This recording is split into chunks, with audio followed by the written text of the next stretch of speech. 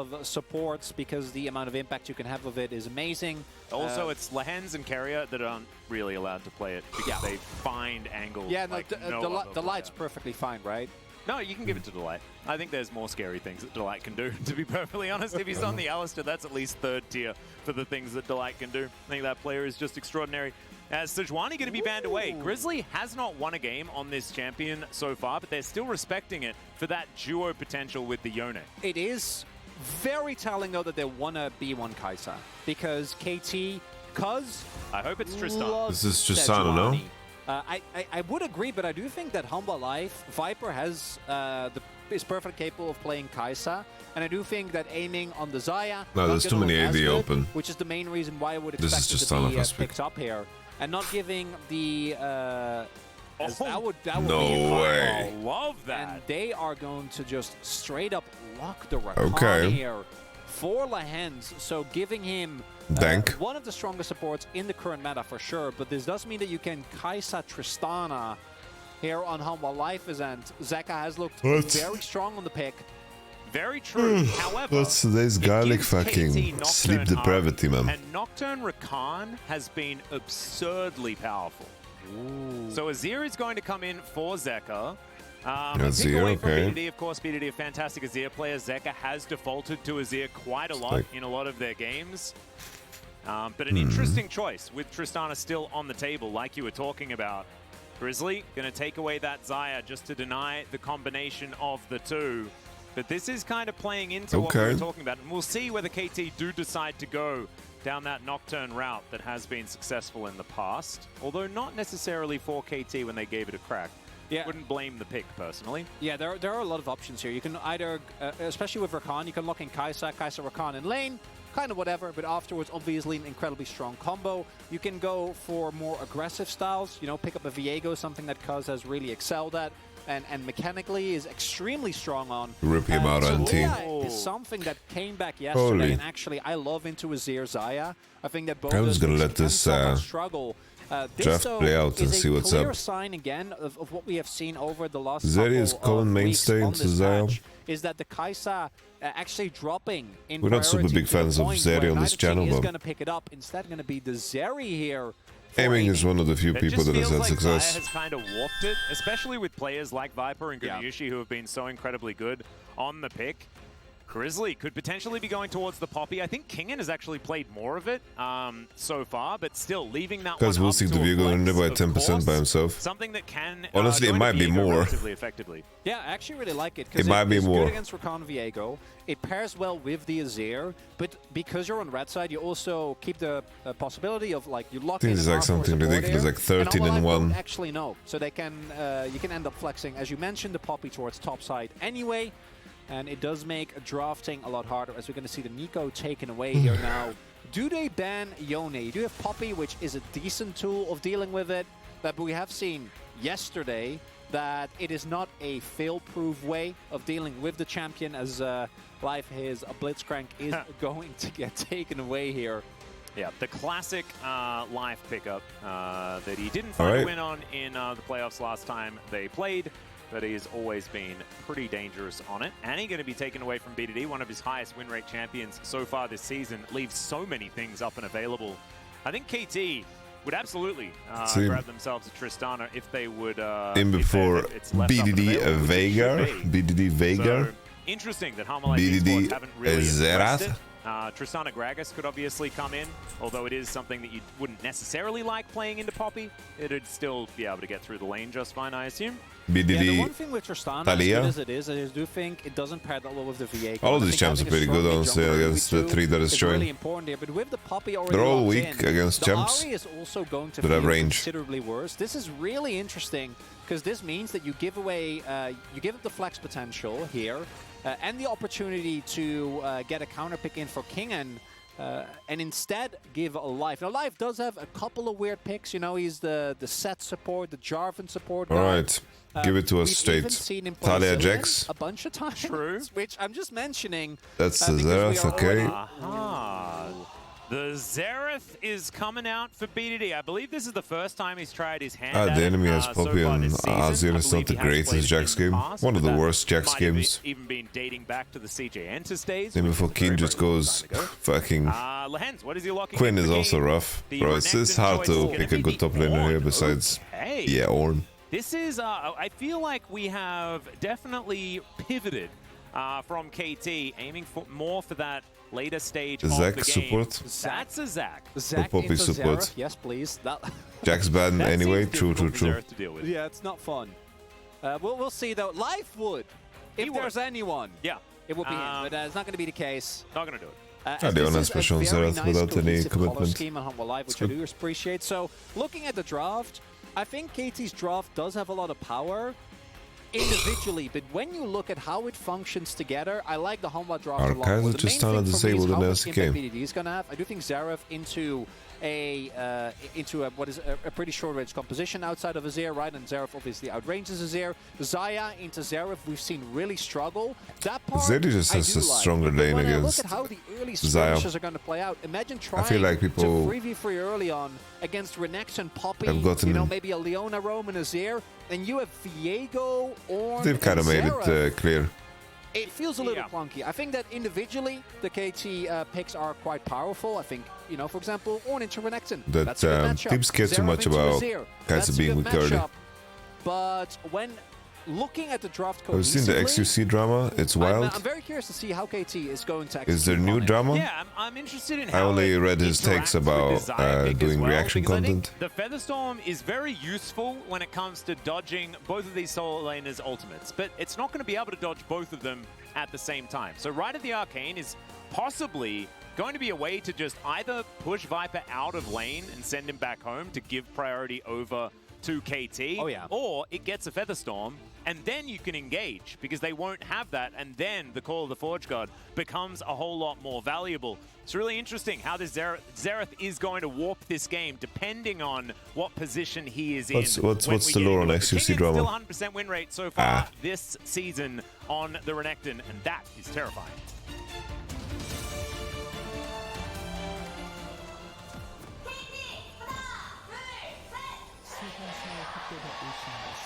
I'm gonna be real with you guys. I really... I prefer red side here, Here we man. are, ladies and gentlemen, onto the Rift for our I'm gonna be real with you. last Low Park Playoffs match. It's best of 5 between KT and Humble Life Esports. The winner goes to Daejon. The loser goes to the World's Gauntlet and has to try and fight for one of the last places heading over to Worlds. And already we're in a pause. You absolutely love to see it. Plenty of time to have a bit of a chat here, Chronicler. And we can discuss this draft a little more as well, which is kind of cool. I think Humble Life Esports got everything that they wanted, kind of again. They've been, like, I feel like Humble Life Esports have just been in draft heaven in the playoffs, even if the results don't necessarily What time do you think you'll review KC align. games? Yeah, It's like they 1, really have 2 been. p.m. today. And we'll see if in this game. Do you think they're Kadis gonna is be able ADC to- I'm looking ready at his young Bruce, age? Any major Yeah, I'd say things, so. that you know could be a. It's not like we saw an electrocute Rakan or something where like wait what's. Yeah. He did go a spellbook actually. Bro, last, this fucking which, pause does mean music that we is might going see hard. Some shenanigans with objectives later on. So the main thing I would be worried What's your about when you garlic? look at Humble Life's draft, I think that they're. Late game team fighting, funnily enough, actually should struggle into KT because of the amount of power that they have with the Xerath and the Ornn, right? As mentioned, we've already seen Xayah Battle cruiser operational. Jothra, thank you for the 6 months. Appreciate you. But it isn't a foolproof way of making sure that Viper can get to a team fight with health. I forgot which playoffs game it was, but we've seen this already where Xayah just walks up to lane, gets hit by like 2 out of the 7 Rite of the Arcane bullets and has to go home. And I do think that a lot of the pressure does fall onto Grizzly here. Because if I look at how the early fights are expected to play out, I do think that there is, outside of mid, a decent amount of power in the laning I missed a little park, man. Humble Life. And then when you get to the objective, it's going to be how can Life and Grizzly engage onto someone, right? Who can he lock down? How can we set up these fights? Can he hit his ultimates? And that might be a little worrying, but if Humble Life played as well, I think their early game is going to be really hard to deal with. And if they can start stacking some valuable Drakes, maybe pick themselves up a Cloud Soul, ooh, yeah. Would be absolutely beautiful. That one is on the cards for today's match. Currently, the first one going to be. Is Poppy Thanos? Oh, you don't know why I said currently. It just in case the mountain in Drake this decides game to just leave and we've got a different one. Would be kind of crazy if you could re-roll. In this Drakes game, that no. way. BDD going to find the first it's W, not bad. and that means that I get to talk about BDD's Xerath. Currently, Good morning, guys. Good morning. We have 3 Xerath games. He is I think if I let my head lean 66% back rate, and I close my eyes so for it is 20 one of his seconds, I would fall complicates, asleep. Being facetious, it's been a very long time since he's played Xerath. I just want to, how many Azir games does he have again? Like 130? Yeah, something like that. I don't think it's quite 130. I think he hit 100 this season, I believe. That was something that we were waiting for. Yeah, it might be. I know between him and Faker, they've played an unreasonable number of games.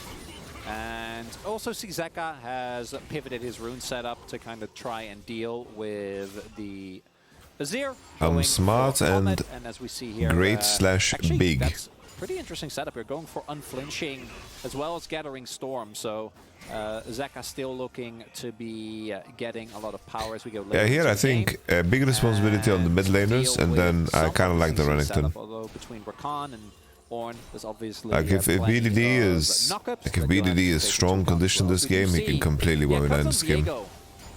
It's pretty good. It's good. Yeah. Grizzly also 100% win rate on the Poppy at the moment. Kingin, it's BDD is fucking Renekton landing, factor. by the way.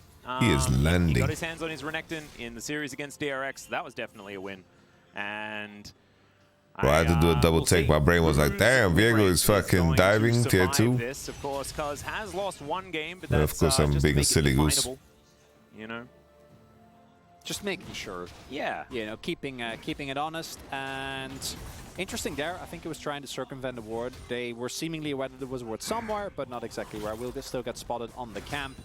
And now making his way towards the Grizzly, the last series is so Grizzly rough. going to be a little bit behind, but we'll be able to just... Why is Ren so strong right now? And that also means that Kingen should be aware of what is going on.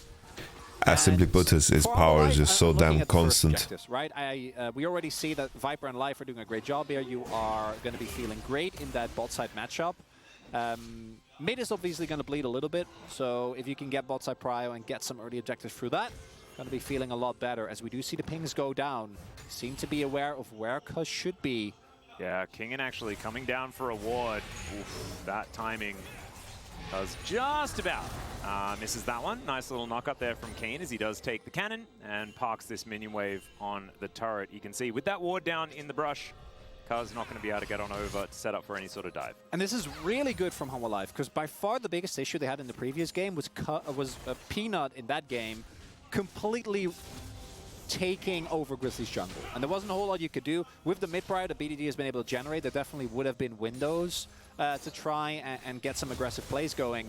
And by setting up this type of aggressive vision control, they've been keeping track of Cuz rather for the entirety of the game thus far, and knowing where he is at any point, meaning Grizzly can safely get to a point where he's a little bit beefier and won't get taken down quite as easily.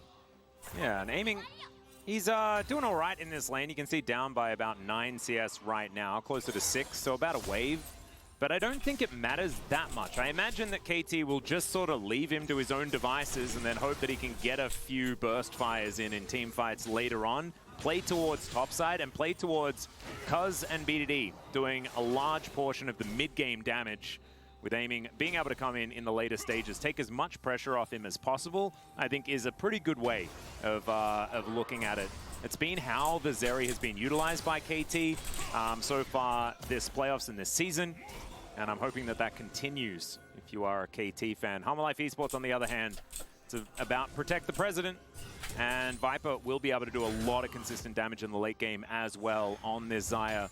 If you can have those big feather storms, the big blade crawlers Going to be pretty important as Kingen almost manages to get knocked up there by Keen. Might. Does move out of the way of the knockup. Or it's gonna get 6 here. Nice sidestep. Keen is 6 now, so gonna have to be a little bit more careful with approaching that turret. I don't think King is at any threat right now, although BDD does have his ultimate available. Yeah, he is just going to walk the on combo. over. There's the call. The Forge got a lot of long-range power here as the right of the enemy. Oh my goodness, almost takes him down. There's the flash for the stun. And Kingen is going to be able to get over the wall, but he's still dead. That is an Wow, BDD is a sniper, by the way. First blood for BDD. They invested a lot, and Humble Life Esports should be able to get themselves the Drake, but I like the aggression What from the KT. fuck? Nicely done there by KT. Kingen takes a little bit too much damage there, is trying to looking proxy, kind of fucking and dangerous. was feeling safe. Held on to his Every dominance time as he's well. been I on wonder if screen, he would have moved on to Keen his earlier. ability There was an usage. option, his life goes in, but this is a Rakan, so notoriously difficult to get on top of.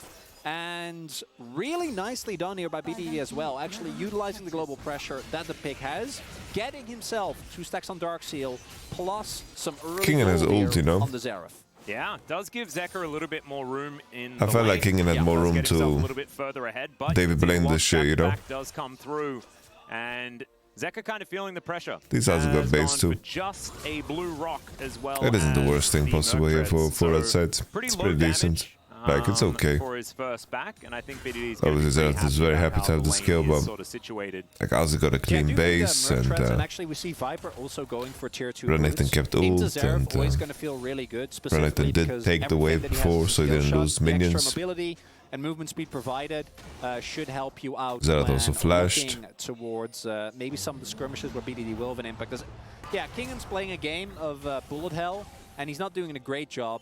And as mentioned, I was kind of expecting him to at least use his dominus, but I think he identified that he might have been dead. Maybe there was an angle where he like slash and dashes through Keen and then dominus gets out, but I don't. That should have 3 heralds here. Renekton, dominus is could be feeling like on if I waste cooldown, those Xerath or no cooldowns, ult. it might cost us an objective. Because it's been down a the full line. clear Andy here, Potentially and do. Rakan's on base, so there's no Grizzly gonna threat start up bot. This Rift Herald has historically Viego's not been hovering, something but KT's been I kind all of that interested don't in. like it for They're KT one of the that they're lowest even herald considering percentages. this. Like, Have been focused on breaks, everything is double pointing neutral towards objectives going KT over. being weak here, but Yeah, Lance is going to come in as Life well, just not takes if the they're right this of the good. arcade. Not if Actually they're this predicting the good. flash, but there's the Not if they're heartbreaker. this good, Grizzly guys. now in trouble, but he does just say nope. And Damn. it is going to mean a reset on that Rift Herald, so KT still with an opportunity there. But they get them the heck I out don't know of what the dodge. fuck Life just did. And I was wondering how KT was going to pull off the Viego Xerath. Well, as it turns out, BDD has no issues setting up for his Viego. Life takes a ton of poke here right from the get-go. And do note, they are a member Like of the your patience Life here is from on his Cuz. way. And maybe now with Life coming back, they could be able to still pick up this objective because Cuz and BDD don't have their ultimates available anymore. Oh, there's an aiming ultimate. Viper running away here. Does have Featherstorm. I don't know, I think the expectations for Zeka and Kingen and Viper were definitely high. I think Life has been okay. Just a little bit of a I think KT half-hearted attempt at a kill. definitely their Main jungle issue there is situation operating has again. Viper tempered has tier 2 boots. expectations So, like, you're for not me personally. even being But Zeri, it's going to be really hard to actually I run think, down. generally speaking, Using the Hanwha ultimate there also means that Viper could be will now have considered advantage disappointing on the in ultimate the context of for the foreseeable future in the lane. Harold ends up what going over, and Zeka when it and comes Kingen to did at the World kills, Championship. KT looking quite I think it's nice also here in the fairly early reasonable game. to But Hanwha Live are still think that, looking yo, pretty Kingen and decent Zeka had the overall, tournament of their Naming's life, call is and going to pop soon, which could pivot that a little bit. And hey, Cloud Soul that is going to be still very on the hard cards to at replicate, Wind and fire, baby. That's what that I'm level of looking for. longevity at Temperatures that around the level corner. is hard to achieve. I'm So ready for it. Viper, they need to figure reinvent themselves, figure themselves out again. But do you know what the beautiful thing about this? I think said the life swap duo. even Clid last year was a life problem. swap So as well, with Rakan and Xayah. Good morning. On opposite sides. You're right. Oh, there's so much lore in this matchup in the bottom lane. Absolutely beautiful. Love that I get to bring that back up again. Not that I really needed to. Kingen still farming out very, very well. A couple of waves in the lead at the moment against Keen, but I think Keen's probably totally fine with it. Was kind of expecting that lane to be a bit more neutral as we check out this replay once again. BDD picking the flash was actually kind of cute. Doesn't actually work out, but they still managed to kill Life. Yeah, Life, that flash was an unfortunate one. Really did feel like the situation where, oh, because you get the double cancel. Oh, man. Oh, my hands. And the Solar Flare Oh, that's rough. And they don't stop aimings back. Lahen's just running. But it should be fine for Drake, both. He's such a joker. I don't lose too much here. It's against Viper as well, and it makes it even more hilarious. Like they still get a base, they push hard enough, and... Yeah. Oh, I love Spellbook Rakan. Look at him ghosting. Yeah, he's just wants to reset. Wait, is he gonna stop them again? No. Oh, surely. No way. Imagine if he just like grand entered the enemy jungle there. Would have been very cool. Would have been very Lahen's. But if Poppy's there, he is dead. He's very dead. Yeah. Also, I want to shout at BDD going just Ludens first. So expecting this to be full damage, kill Squishy. And again, I think that the items are finished here for blue side. They're quite strong coming into this Drake. Luden, Static, Divine. Unless Humble Life are extremely crisp with their engages. Good window for KT. We're actually not going to use this Herald to give gold to Zeka. Looks like instead it's just going to be a tool to apply pressure towards the mid lane. Zeka has TV back. And set up for this dragon. Keen will have teleport available shortly. Might have a 5v5 but those green mercs are not bad here. Like these items give power. Moving into the This is I think considering Renekton condition, I think Hama should be stronger here. Right, Papushka. Ooh. Winning, Hama life. Winning. Oh shit, never mind. Fucking Zeus was pissed on this day and brought thunder. Viper's in trouble as well, as Keen should have a Bellows Breath available. Not gonna find the Arcana pulse, but I think he's still gonna have to flash, and there it is. I need a replay of that, bro. The Bash brothers here in this game is Zeka. Not a whole Where lot did all that damage come from? But two Drakes do go over, and there is a big combo. It is Jover, guys. Going to get him out of there, and bro, when I see a gold drink and Renekton entering the fray, bro, I thought blue side, damn, with the Ornn being out. Look at the amount of damage that is going to end up being done here by BDD in particular. As Keen BDD, boom, Grizzly half, boom, life went, boom. And Grizzly both very low. Then Lahen starts setting up. Oh, that's a massive Rakan ult. He would just charm the whole fucking team. Wow. Instead, it ends up being spread out. You have Kingen trying to get on top of Azeri, which if he had flash and there was no Rakan there, maybe that works, but it doesn't actually end up going the way of the Crocodile. And that means aiming picks up a bunch of kills. And the gold lead remains firmly in favor of KT. Now, Humble Life did get the Dragon, which is why I think it was a relatively even trade. I do think Cloud very valuable into KT's comp, and just in general for the champions that Humble Life have available. But KT's fighting and skirmishing looks so much better here in the early game. No, absolutely. I think also that if KT can snowball that team fight into getting control of the bot side river for next time, 4-stack Cloud on this composition sounds pretty rough. It really for Humble Life Esports to deal with when one of those champions is a Zeri. It's really an all or nothing, because I look at Xerath and Ornn with Cloud Soul and I don't feel anything. And then I look at Rakan and Zeri and I'm like... Yeah, I feel a lot of things. And also like Viego as well, his ability really to nip around the rift. Absolutely. Especially if he turns into Grizzly. If they manage to get a kill there, then it could just be lights out here for Humble Life Esports. I really do like how BDD has been playing this Xerath. We've seen it be such feast or famine purely based on how willing you are to pull the trigger. Because if you do have control of a situation, you're the one with information advantage, then the Xerath is absolutely amazing because you can't just turn on a dime as the opposite team to answer the threat. I don't think anything's going to happen to the next Drake, guys. If you have control of a situation, then he just doesn't get to play the game, right? Because you dive on top of him, take him out, and then not going to be involved, and then they're out of threats. You've got a bit of an engage here. KT have just found Grizzly. We'll see whether he can get out. Grizzly has struggled this playoffs, bro. Mows him down. Grizzly has struggled. Grizzly unfortunately falling at the hands of the control of KT around that top side. Paul and Grizzly a little bit too far forward there. We had KT also looking for a possible dive. Kingen actually having both Cuz and aiming coming onto his position. And I think maybe because of that, Grizzly felt like he could be further up. Second death here, and again, this is Grizzly's second best of 5 in the LCK. Is aiming ganking King in here? He's going to try and teleport away from Azeri. It's going to work, okay. that's a very Oh scared shit, Renekton. that was very close, guys. And they don't know. They had no idea. That's pretty Wait, funny. surely they could have seen that one. Why did he TP there? I don't. It's a panic TP, I guess. I was hoping here as the Drakes, but the items of Zerath and Seri are looking mighty scary. Big old crocodile, like. I guess Katie needs to, I mean, Hawa needs to kind of all in this Drake. But, yeah, that was I think just if a Datum very gives this absurd Drake, situation. Just based on the very nature of how the two champions. the next one will be even harder. Just very, very The strange. enemy will be on Hookor and you won't be.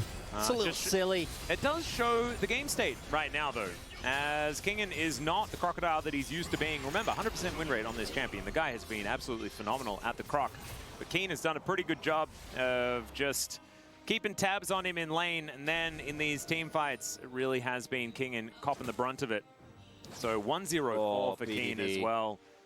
That's what I want to see. I already mentioned, like with Ludens, you're probably We're gonna tank the house edge and just cash out. And he has 8 stacks on magic as well. You are Steph doing Curry. basically true damage, and unless they immediately Curious if this is gonna be a Horizon from focus. any Probably this fight, could just be a Horizon focus. Like, there's enough he's MR gonna on the enemy team free already tap Viper or Zeka.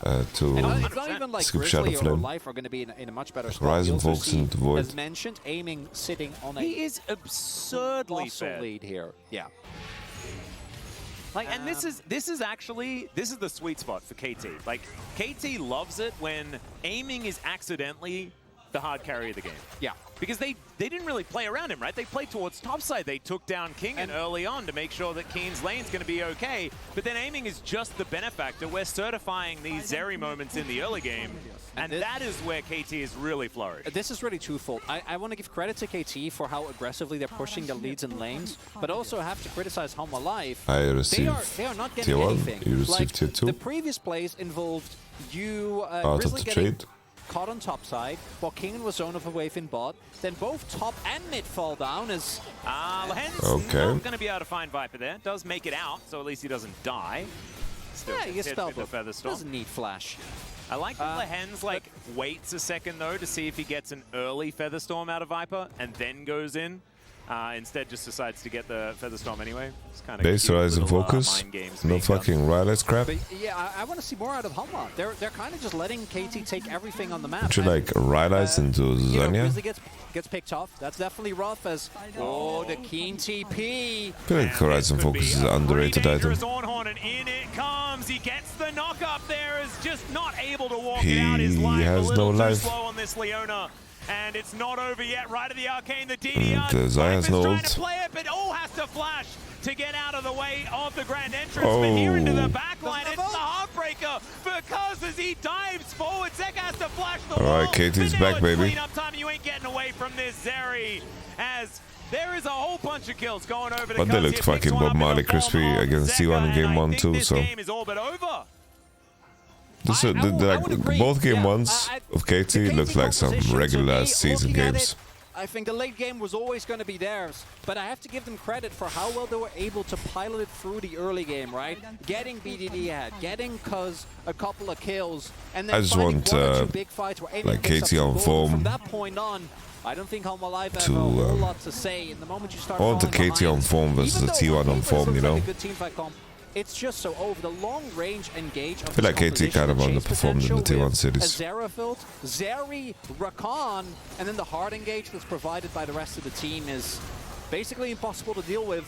It's also just one of the best snowball comps that you can ever make, ever. Like, if Xerath is behind, he does nothing. If Xerath is ahead, he has a billion buttons that do 1 trillion damage. Yeah. Like, it is just insane how... Like, we've all played against the support Xerath main in solo queue that just does absurd damage and looks like a mid laner, and you're like, I can't play the game, and I never want to play League of Legends ever again in my life. That is basically what BDD is. It's still my personal headcanon that the real reason Did you you just hate call him a Jhin is Xerath because there was a support? Jhin Xerath lane that hurt you No, on no, an no, no, unforgivable no, no, no, level. no, no. Xerath Misfortune is easily my least favorite. Oh, yeah.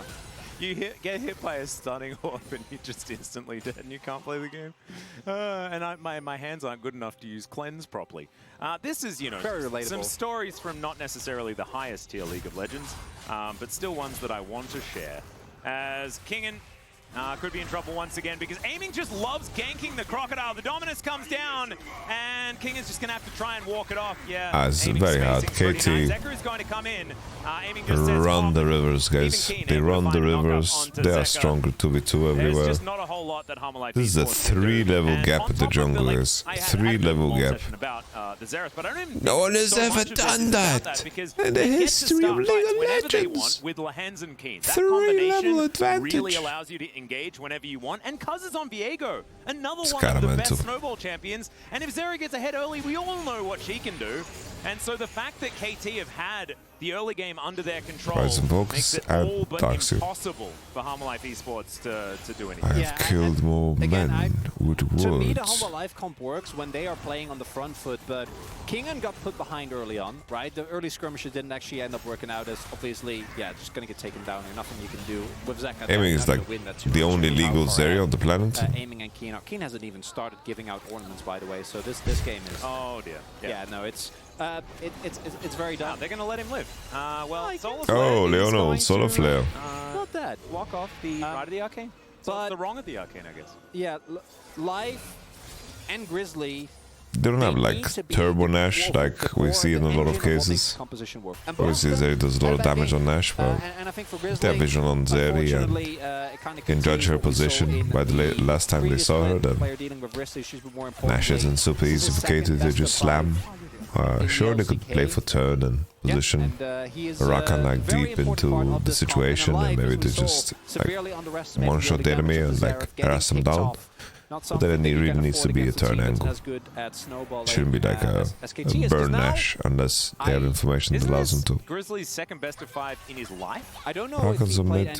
Viego's on mid. Do they count? Like professional best of 5? I think Academy will count, yeah. But you can, you know... I'm thinking about I need to sit up. But it definitely isn't very experienced. Yeah, I just want to make it clear to people that I don't know, Zeri has fucking CS record, by the way. That's crazy. Fresh off the presses. And in this situation, it is very difficult, no matter what happens. Yeah, I said some specific things. Finding that it's much easier to judge Nash if all you have to do is judge steady position to know the decision of enemy, you know? Because she needs to show on waves. Zeke's not going to be enough damage by himself, especially in the state of this game. But yeah, obviously BlueSec can do whatever the fuck they want. Just making 50-50 at Nash is one way to give enemy odds. Can set up for a Baron if they would like to. In fact, they could take whatever they would like on this Rift, as there is a control. Well, yeah, of course. I'm with you. Zeri does crazy numbers. Whether they could stop, there's some CS don't be whatever's happening is going to be the bigger question. And we'll have to see. Lahens, this B1 Rakan actually... Yeah, BDD has been nasty this game. Like every time he was on screen, he did a lot. Why not? Honestly, respect. I respect it. I respect it. BDD not going to be teleporting into that pit though, as he is. I respect it. They're going to get aced, but I respect it. Going to be the Baron secured by Hammerlife Esports. Oh, they get out.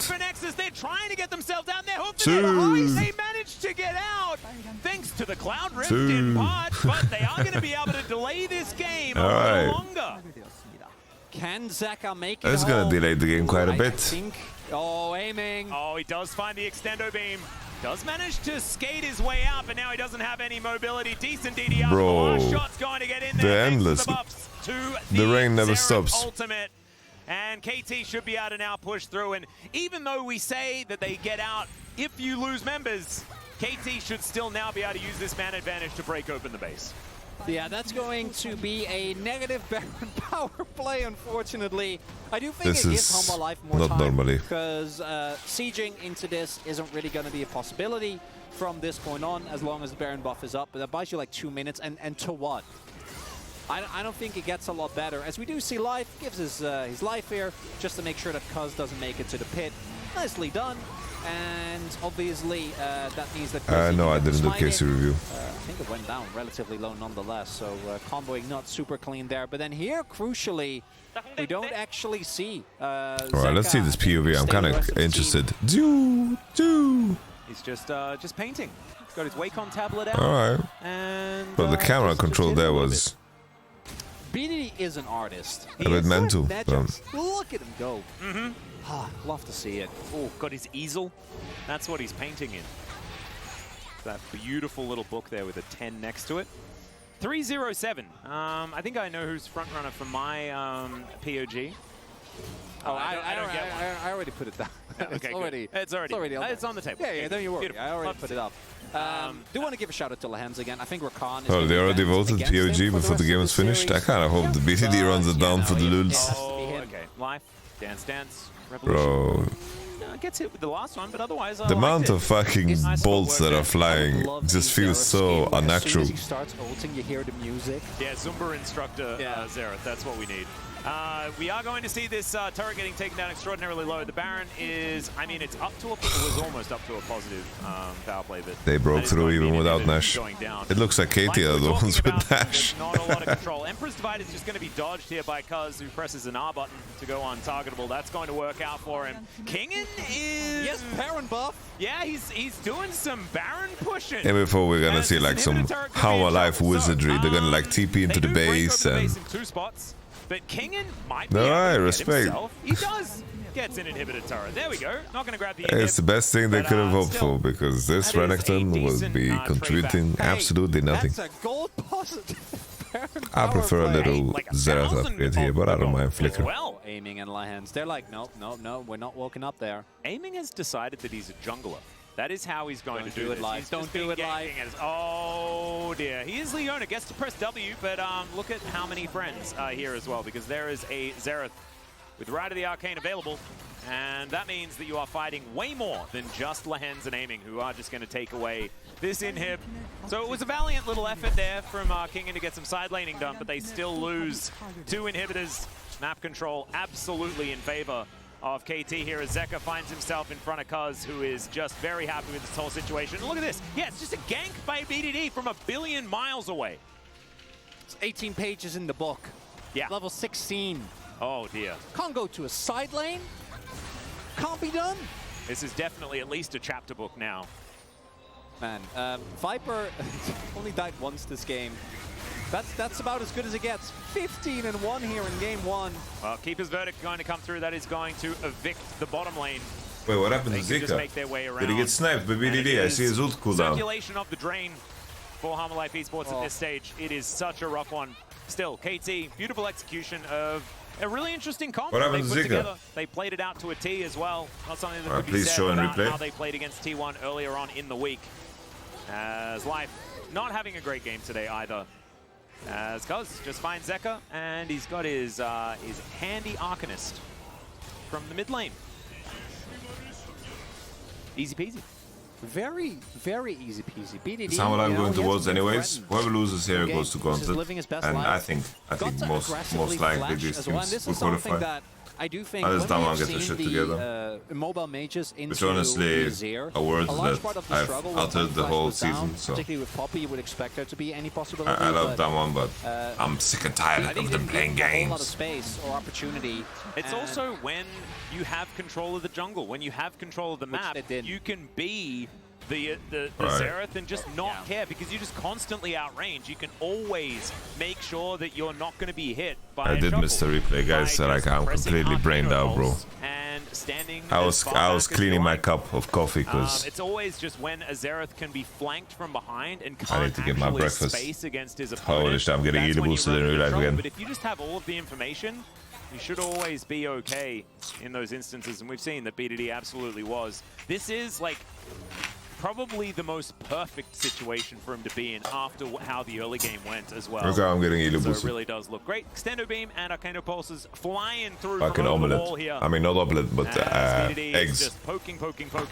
Eggs with And it's looking very dire. So the last turret bacon and of the veggies. inhibitor variety Bro, is going to be taken down here towards this the top side. completely Potential team popping fight. off. Good breakout as Cuz goes pretty deep into that backline. The explosion of damage from Aiming as he presses the R button, and so does BDD. Viper not going to dance his way out of that one. Aiming collects another one of these kills, and it is But BDD only misses when people flash. Aiming just walking under Nexus turrets. The Volcano Pulse for the triple. BDD just demonstrating that, by the way, the POG is mine, if you guys forgot. We didn't forget BDD. It's totally okay. We are terrified of what you're doing on this champion. And Kingen, he wants out. He wants into game number 2 This is like, ASAP and wants to forget this as soon bro, as possible. this is one of the craziest ad games I've ever experienced, by the way. You know, and yeah, to do this against good players is crazy. Give it to him. I mean, this is the I just looked like he was smurfing him, fucking pissed, by the way. Series, right? Oh, no. Against T1, BDD was absolutely fine, and he's like, oh, coach, you need me to step up? All right, I'll step up even more. Don't you worry. Yeah, I'm with you, Steph Curry. I don't think I've seen a better Zera than this. Pristine, obviously doing an exceptional job, and actually utilizing his ultimate as soon as possible. Yeah. As soon as that proxy on top side came through to aggressively pressure the enemy Renekton, put him behind, and once you start falling behind as Renekton in a matchup versus Ornn, it's super over. Respect BDD, bro. Even more impressive to me, and something that I don't know if Humble Life are going to be able to figure out in this series, is the way that the mid-game macro played out. Because KT was able to push turrets on both sides of the map. LPL4 seed is way more. This wasn't even when they were like at a point in time in the game where the lead was completely blown out, right? Like once you get to like 5k, understandably Humble Life doesn't really have any response to what is happening. But Humble Life just looked kind of lost on the map. They didn't really push any turrets. They didn't make any proactive plays after the early fights didn't go their way. And if you do that against KT, it's not happening. It is Third is LNG. KT looking extraordinarily dominant in game number 1. They have only been successful in the playoffs on blue side, though might have to win on red. We're going to go to a short break. When we get back, the space will break down that game. We'll head to game number 2. We'll see you there.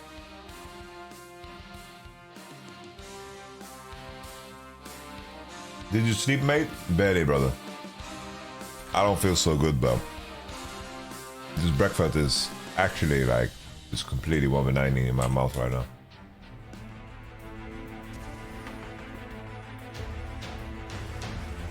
Sam Bankman-Fried is back in jail. Previously, he was living in a multi-million-dollar house on house arrest, but according to prosecutors, he's been using that time to tamper with witnesses.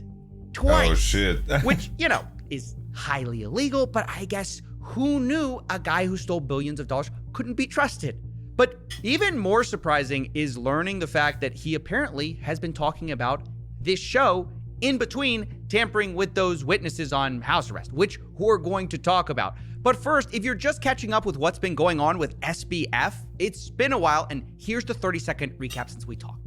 Sam Bankman-Fried committed the largest financial fraud since Bernie Madoff, and he's a terrible League of Legends player. So, you know, already 2 strikes, but it gets worse because he proceeded to go on the world's most annoying apology tour after that, talking to everyone. Please ask him if he thinks what happened was fraud.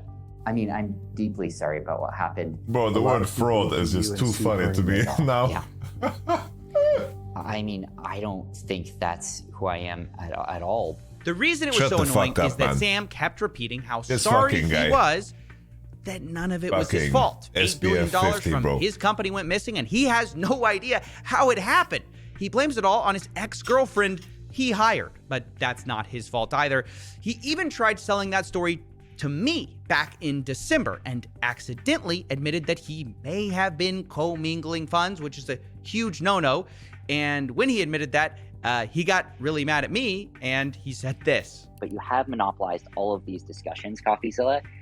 You need to let others speak, and you need to respond to what I'm saying and not grandstand as much here. Now, I'm sad to say that is where me and Sam officially got off on the wrong foot, and that will play into the story later. But 6 days after my grandstanding, Sam himself would be grandstanding in handcuffs because he was arrested in the Bahamas and then extradited over to the United States, where he faced 13 charges. Mostly it was fraud, but there were some campaign finance charges in there as well. Because get this, in between orchestrating billions of dollars being siphoned from customers, he also had the audacity to try to buy, the government. Republicans, Democrats, it didn't matter. He wanted to buy their influence for the laws he wanted to pass, which is a story, by the way, which we broke with the citizen journalist Tiffany Fong. Here that is. You need about the same amount of both parties this year. No matter how you slice it, things were just looking bad for Sam at this point, and good for truth, justice, and the American way of waiting until billions of dollars are stolen before you do anything. And since we last talked, mostly things have remained the same, although there have been some changes that for Sam have been a mixed bag, legally speaking. For example, his team got 5 of the charges against him delayed to a future trial. Not only that, they almost got the campaign finance charges dismissed on a technicality until they didn't. But most importantly, and the biggest problem for Sam, is that he can't seem to stop breaking his bail conditions and getting caught doing so, which brings us to today. See, when you get out on bail, you're essentially making a promise. They won't lock you up, but in return, you gotta follow some basic rules. You know, you gotta be where they tell you gotta show up to your trial, and you can't do certain things. You know, like commit crimes, contact witnesses, or for instance, try to call the press 1,000 times and send 100 emails to the media to try to manipulate the narrative. Can you guess which one Sam broke? It actually got so bad, by the way, that the judge had to tell SBF to stop contacting potential witnesses with encrypted messaging apps, which led to him getting banned from smartphones, which somehow he still managed to call these reporters, and apparently then proceeded to leak the private diaries of his ex-girlfriend, Caroline Ellison, who, by the way, is going to be testifying against him in this trial and was a key figure as she ran Alameda Research. This, by the way, is what you call witness tampering. And it was the final reason that SBF's bail was revoked after he repeatedly violated. You guys think we can incorporate witness tampering into 100 phone calls with that New York Times reporter who then wrote this story inside the private writings of Caroline Ellison, some commentary? star witness in the FTX oh my goodness, case. this I don't coffee think it takes a genius to realize why the lead suspect in a criminal trial leaking damaging documents to the New York Times about the star witness against him is so obviously this moment wrong. of coffee. It's like I've drank coffee for the last 5 years of my life, right? But this moment, I'm drinking the coffee and I'm enjoying the flavor of it so fucking much. We will be covering extensively. I've been waiting for this moment since the day I heard Sam Bankman-Fried might go to prison for the rest of his life. Feels like it's ascended. You know, I was surprised to find out that Sam hasn't stopped thinking about me either, according to a leaked phone call we received. I apparently have a strange relationship with this guy I wasn't even aware of, which is only the second most surprising relationship I found out Sam had this year. Just recently, we discovered in one of his 1,000 phone calls to the press, he talked to the reporter Tiffany Fong, who we mentioned earlier we've featured, and he name-dropped me, CoffeeZilla, as someone he particularly hates. Yeah, no, that was,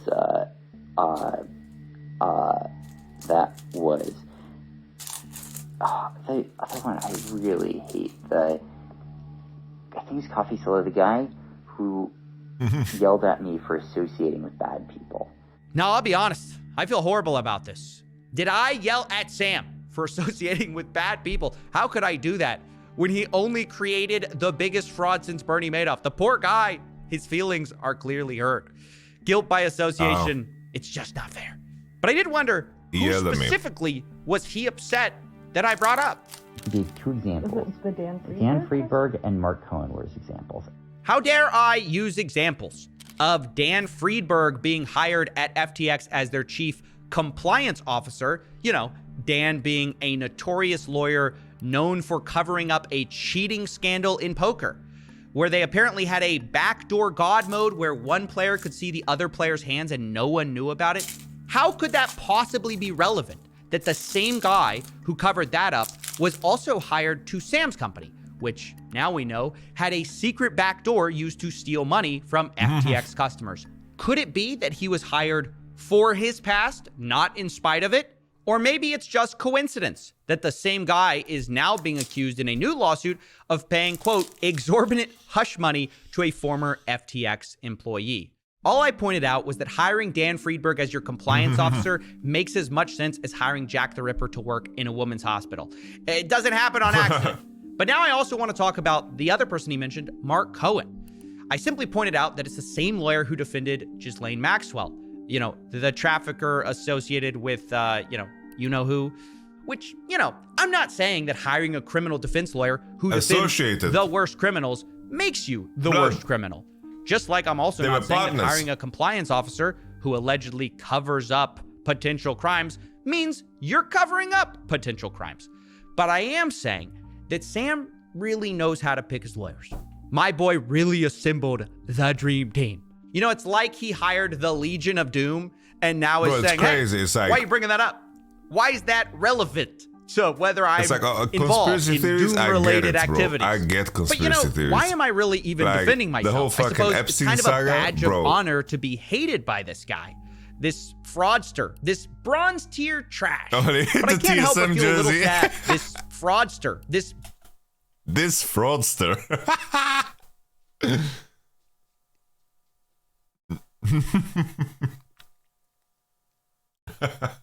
This is kind of funny. Bronze tier trash. But I can't help but feel a little sad that me and Sam have grown so far apart since the days I would ambush him in Twitter spaces. So I want to continue the dialogue here, the strange relationship me and Sam have together, because look, I know he watches the show, he talks about it, and apparently is being allowed a laptop in prison for some reason. So I thought I'd take this moment to offer a short message to Sam himself. Hi. How's prison? I hope you're hating it. And I look forward to covering your trial. That's the truth. I'll try not to grandstand so much this time for your sake. Oh, and give me a call sometime. I mean, 1,000 calls to the media and I don't get one, Sam? What the hell's wrong with you? I thought we had something special. Text me on Signal. They'll never find out. I like CoffeeZilla, but when he does these fucking robot bits, bro, these robot bits make me cringe so fucking hard, bro. I can't fucking watch. Do you guys know the amount of money he stole from people? I believe it's like a lot. Like it's I think it's like 450 million to $1 billion. Something ridiculous like this, dude. It's been a while since I. What's up with LCK? Alright. 13-1. That's the first loss. What's this? In this video, we're going on a $250,000 vacation. This is beautiful. How is this real? I'm going to show you the difference between... I'm not gonna lie. I haven't finished a Mr. Beast video in really long. Like, I start watching it and I'm like, bro, I'm getting so stressed out, bro. Like, he is trying to keep viewer attention for 12-year-olds with ADHD. Like, that's not me, bro. Bro, I already feel insanely overwhelmed. Yeah, bro. Like, he has made this video has been like made through science. Apparently FTX lost 8 billion. Oh, Jesus. $1,000 vacation. This is beautiful. How is this real? And I'm going to show you the difference between this and a $100,000 presidential vacation. Right this way, sir. A $50,000 vacation where we have the Eiffel Tower completely to ourselves. I'm holding. Nothing displays wealth more than having a British butler. On for dear life. All the way down to this $1 vacation. Right over here, boys. This shack Bros, this is is our kinda, vacation. You can see inside of it. There's no for $1, walls, bro. Jimmy. It's kind of based. I mean, there's walls. This is gross. And in case you For don't believe me, it's $1, $1. bro. Look at that. Oh, it's 93 cents. You're a liar. I rounded up to $1. For $1, we get this bed, Which is honestly just a mattress sitting on wood planks. A broken cabinet. For $1, a light bro. that sort of works. Oh, look at that. And lastly, random noises coming from your ceiling. I was hearing noise in the room, and there's a raccoon on our roof. I feel like most people Oh, would be bro. mad if their hotel room had a raccoon. Bro, but for this some is reason, how you we're get having rabies. checkout time. This is how you get rabies. Keep in mind that later in this video, we're going on a $100,000 vacation, a $250,000 vacation. Can we just jump cut to that already? No, because we gotta suffer so they can compare our suffering to our happiness. They do like when we suffer. Are we all supposed to fit on this single bed? If we wanted 4 beds, that'd be $4. First, let's get all the sand off. Bro. The raccoon just ran Bro. in here. I'm gonna act like I didn't scream like a little girl. Up next, a vacation that's 10,000 times What more the expensive. fuck? Welcome to the $10,000 a night vacation. Wait, they went from $1 to $10,000. They're like, people are not gonna give a shit about 200 fucking Best Western Oh my gosh. Yo, this is sick. Wait, what the heck is this? This hotel room has jellyfish. I'm not gonna lie, already I think, fuck no, I would never pay 10k for this shit, bro. Okay, that's so unnecessary. Oh, there's a pool outside. It's a private pool. Does this not look like a scene from a movie? Your hotel room walks out. By the way, like I paid like 6k for a vacation in Cyprus, and we had a pool in the room, and that room was already better than this, bro. And we stayed there for like a fucking week, bro. All inclusive. We ate at restaurants Perma for free because they had all inclusive. Out to the beach. Beverages at the beach. Is this our own private beach? Oh my gosh. This is incredible. Drake, since when is water this blue? Oh no. This all-inclusive vacation also has a giant spa. Oh yeah. A park filled with flamingos. Oh, they're fighting. Flamingos. And unlimited room service. Okay, what do you need? All of it. Wait, are they in Cancun? I heard like the Spanish accent. Maybe they're in Cancun. Draft started.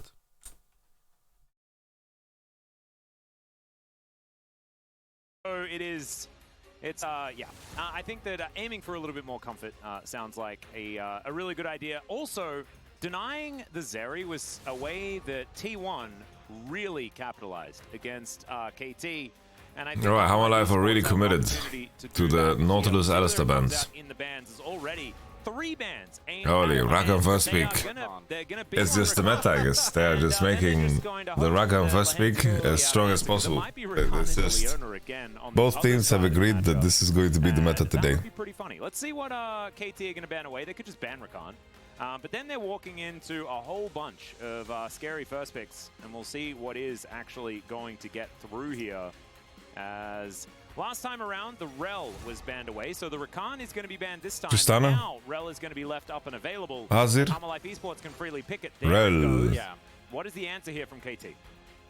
4, possibly 5 support bans to come through here. I agree, I think also Kog'Maw is underrated. Okay, well, Especially when Kaiser's getting picked so much, I think that Kog'Maw was really good. Sejuani that we saw employed by Lehens and Ruler last year. Okay. Calm down there, Atlas. I'm not. What do you mean? That's legit. It's the thing that happened. Okay. You remember it winning? Yes. Did it actually? Yes. Oh, I don't remember that. Yeah, like every that time.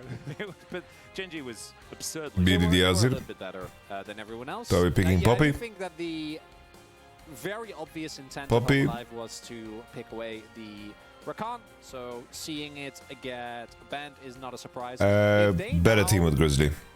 Okay, I was about to say, if they end There's up the going for Papuchaka. exactly the same thing, I would be a little disappointed. Now, BDD does deserve... Then they're gonna pick Zeri on 3 into enemy Xayah, but I think that Viper should play Kaiser here. Now, Yone into Poppy, I think, is always going to feel a little bit subpar. No, you don't need to pick Xayah, like they're very happy to play Zeri. Guaranteed. KT is like one of the only successful Zeri teams globally. Or Akali. And Akali buffs, they're like 2 patches from now, Zeka. They're not here as of right now, and I also don't want to see you pick Akali into Poppy. Tristana, also perfectly Kaiser. fine, and this does remain Slam it, Viper. a flex pick with the Rel specifically. I think Tristana Rel actually is a really good combo that we've seen do well. Good morning, good morning, good morning. And what do you pick up here? I think you do have to pick up something for Grizzly. Should I take a nap in the early game? Amazing. I think But it is like a 10-minute nap? I think holding the flex makes a lot of sense. Well, holding one of the flexes at least. Kaiser is going to be locked away, so we do have confirmation that Tristana is heading into the bottom lane, Zeri. unless they do some... Oh, I guess Xayah into Kaiser is better. Yeah, Xayah is better here because enemy is showing Tristana too. KT attempt to run back Life Esports exact composition. If they do that, that would be... It reminds me of Ender's Game, you know, where you have to, like... It's not to win, it's to obliterate them so much you win every subsequent battle as well. That's dark. If you destroy them with the composition that they just failed to beat you with, that comes close, in my mind. Blitzcrank, okay. I don't think we're going to see like top Tristana and Xerath come through, which was a definitely linchpin. Life Esports doesn't have to have... That doesn't matter. They don't have to have KT's comp. KT just needs to have Life Esports' comp. Come on, Dandy. Come on, Mowgli. Come on, Hamwa. Probably will. Yeah, Renekton and Leona seems pretty likely. Unless Lehens really wants to get crazy and is like, I'm going... Bro, I really want KT to beat T1 because I want to see KT versus Genji. He's having a giggle. If someone would, I just want to see that matchup. I don't see BDD versus Chovy. You know what? What is Lehans' best win rate champion? With I hope KT can continue the level of performance they showed in game 1. Is it Singe? Oh, wait. Yeah. No, it is. It is Singe. 6-0. 6-0. Undefeated. It's impossible. It's a little bit cherry. I like red side, yeah. Cherry picking with that one, isn't there? That's not cherry I think picking. Viper will not get to the point where it'll be useful this game, sadly. Just saying 6 games or more. Well, I mean, you just have like 100% win rate's hard to beat. Yeah, that's true. That's not the issue. At least, maybe, just maybe. I guess KT is gonna pick Renekton, right? Oh my, it's happening, isn't it? So Or just not. Wait, what's going on with support here? If they're Renekton here. Is Leona just the GOAT I here? hope you save counterpick for Keen. Because you already... So they just lock the Leona? Have a suspicion. Yeah, and obviously it can be Jungle Rel as well. Yeah. What's happening, dude? Oh, this would be fun. Okay, okay. Going to come in, so it's not going to be a run back of Life Esports' composition. And I don't think Rage was completely dead. Of this Renata is actually very, very dangerous if she can keep her distance. As Kingen it's time, Kingen. His World's MVP champion. It's time. Yeah, Picking a blind is scary. Yeah, blinding it. You lost your game on Renekton. You can never go back. Zaya and Azir. Yeah, Lehans was on Griffin.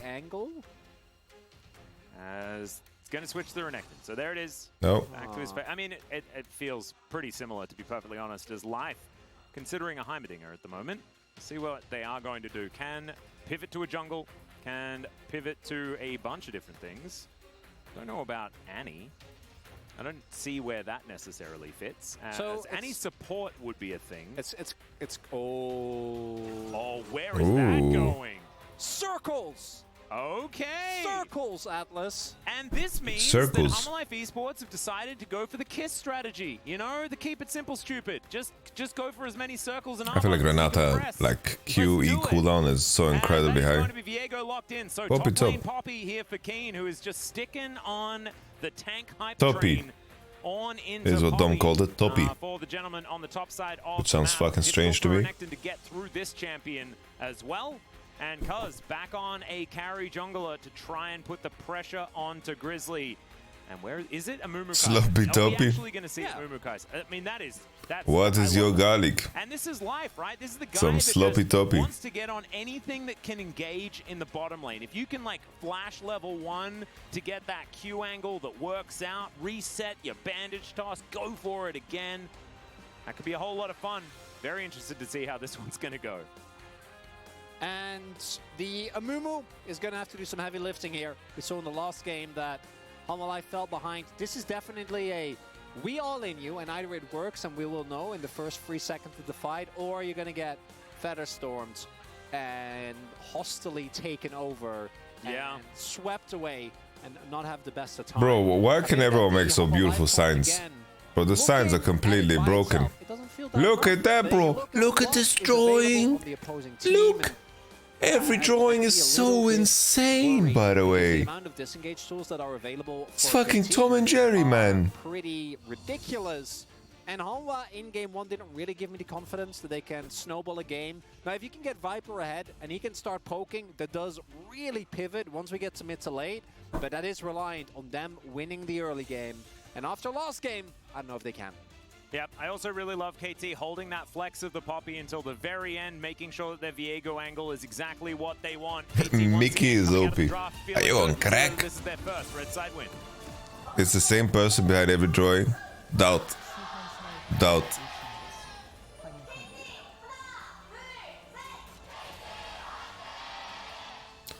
Can you do a Harvey Spectre cosplay? Fan groups really erupting here in Lolpa. You want to see Harvey Spectre cosplay? Okay. Yamato Cannon. KT trying to win their first red side game of playoffs. We'll see whether they can do so as BDD back on his famous Azir. And lawsuit. Jessica, I want to be a name partner. There you go. Try and get some, you know, some kite back team fighting to. We're going in. And that's about it. It's just going in. Yeah, just go in. What is your garlic? And I don't think that's easy into the KT comp. And I feel like in the last game, I think KT again, as we mentioned during the draft and during the early game as well, if they got to late, I think that the Xerath and the Ornn just provide such an incredible amount of threat to Xayah, meaning that Viper can't play the game. And I think both Azir and Xayah really struggle when they're outranged. Can I be your girlfriend? No. No, no, no, no, no. No, no, no, no, no. No, no, no, no. I think that they can lose the early game and still be fine, because I think this time when you're playing a full Who won draft? Comp, right? Poppy, Xayah, Azir. There's a bandage toss, like we were talking Kinda like red side. I feel like Xerath, Azir are going to have pretty pleasant games here. Just kind of press that. What is it? Logistics but program? Hawa have really explosive champs. Like if they create imbalances, like these champions can completely, like if something goes wrong for red side comp and the game is like fast, I think blue side comp is a monster. So I think like in terms of how games play out generally, I would probably pick blue side. There's only a few champions that I know the names of passives for. Like in terms of how games just play out on the current patch and current meta, like globally, I think just blue side. The names of passives is not exactly something I'm going to be yelling at. Like fuck themes, like it's just about fucking horse force nowadays, man. It's all about horse force. Very interesting. Of course, playing it into a ranged matchup can be difficult. It is once again going to be a similar situation. It was Lahens that managed. Why do they call it horsepower when it could have been horse force? So how much horse force does this fucking car have? When we were really desperate for Zeri counters, and we're trying out Amumu because his E has a really good interaction with Zeri, right? Where They could have called it horse force. Yeah. Early Warden mail, and you fucking really marketing error. incredible amount of the damage that she's able to do to you, but it didn't really work because last year Zeri was. Best left forgotten. I remember we spoke about it so many times about the fact that, you know, the damage reduction like per auto or per burst. Alright, Grizzlies and River on time. It did, but like, it never actually resulted in Zeri not winning. Yeah, because as it turns out, Zeri just attacks other people. Oh, Vigos and River. Yeah. And then and also like your support. I mean, so you never have Vigos in the so bush. Yeah, this is 2 hours sleep, bro. And so it's think of the pressure in lane, Atlas. Well, I'm trying to envisage it. We'll see whether Hama Life Esports can actually give us a demonstration. That might help me in my visualization of the whole situation. What is the international sign for power? Helping out the G-Riz early on. Oh, you love to see it. Gets a nice little stab. I need to associate my... Speaking of stabbing, Cuz going to do so to his popcorn chickens. Grizzly going to make his way around, though. He's got a red buff still. I need to, like... What? Yeah, exactly. Okay. Possibly able to get over here and do some damage. That is going to be the smite. And Keen doing his best here into King and throwing bucklers and stuff like that. Poppy has historically been fine, honestly, into the Renekton matchup. Just kind of live. Okay. Handshake comes on through. Life not really wanting to. He is a I dropped my Zaza into my coffee and now both are ruined. Time to FFD. You just drop your joint in your coffee. I'm sorry, man. That blows. But that's fucking funny, dude. Yeah, it's the cupcake. I just always call it cupcake. Is it surprise party Amumu? That's the one. I think it's the surprise party. You know, he might be getting a handshake on his birthday. That's nice. Good buffer there from Zeka. Nicely played. And we're going to be looking again towards the early objectives here. Rel has been... Boy, I would love to see a montage of, like, if someone could edit this together. Oh, whoa, whoa, whoa. Oh, Cuz is collecting here, 100%. Oh, banana! Take the CS, Cuz. Get the cannon, get the cannon! Get the cannon, Lebowski! Get the cannon! Already, KT are on the board. Now, I was thinking if someone could edit, I will dominate, like completely going crazy over like people playing bad in NA, but just edit it over Joe Biden being incoherent. So what are we saying? What are we saying? Yeah, really, if he flashes the feathers, right, if they're disengaging earlier, then maybe they're able to make it happen. Their wave state was always going to be in a really awkward spot, but definitely a tough one. This is really cute, though, between Amumu's W and the damage on E. You actually have a lot of early damage here. And this is Chemtech, first Drake, which does mean that you have some Drakes down the If I could describe America in one word, it would be, what are we saying? In all caps?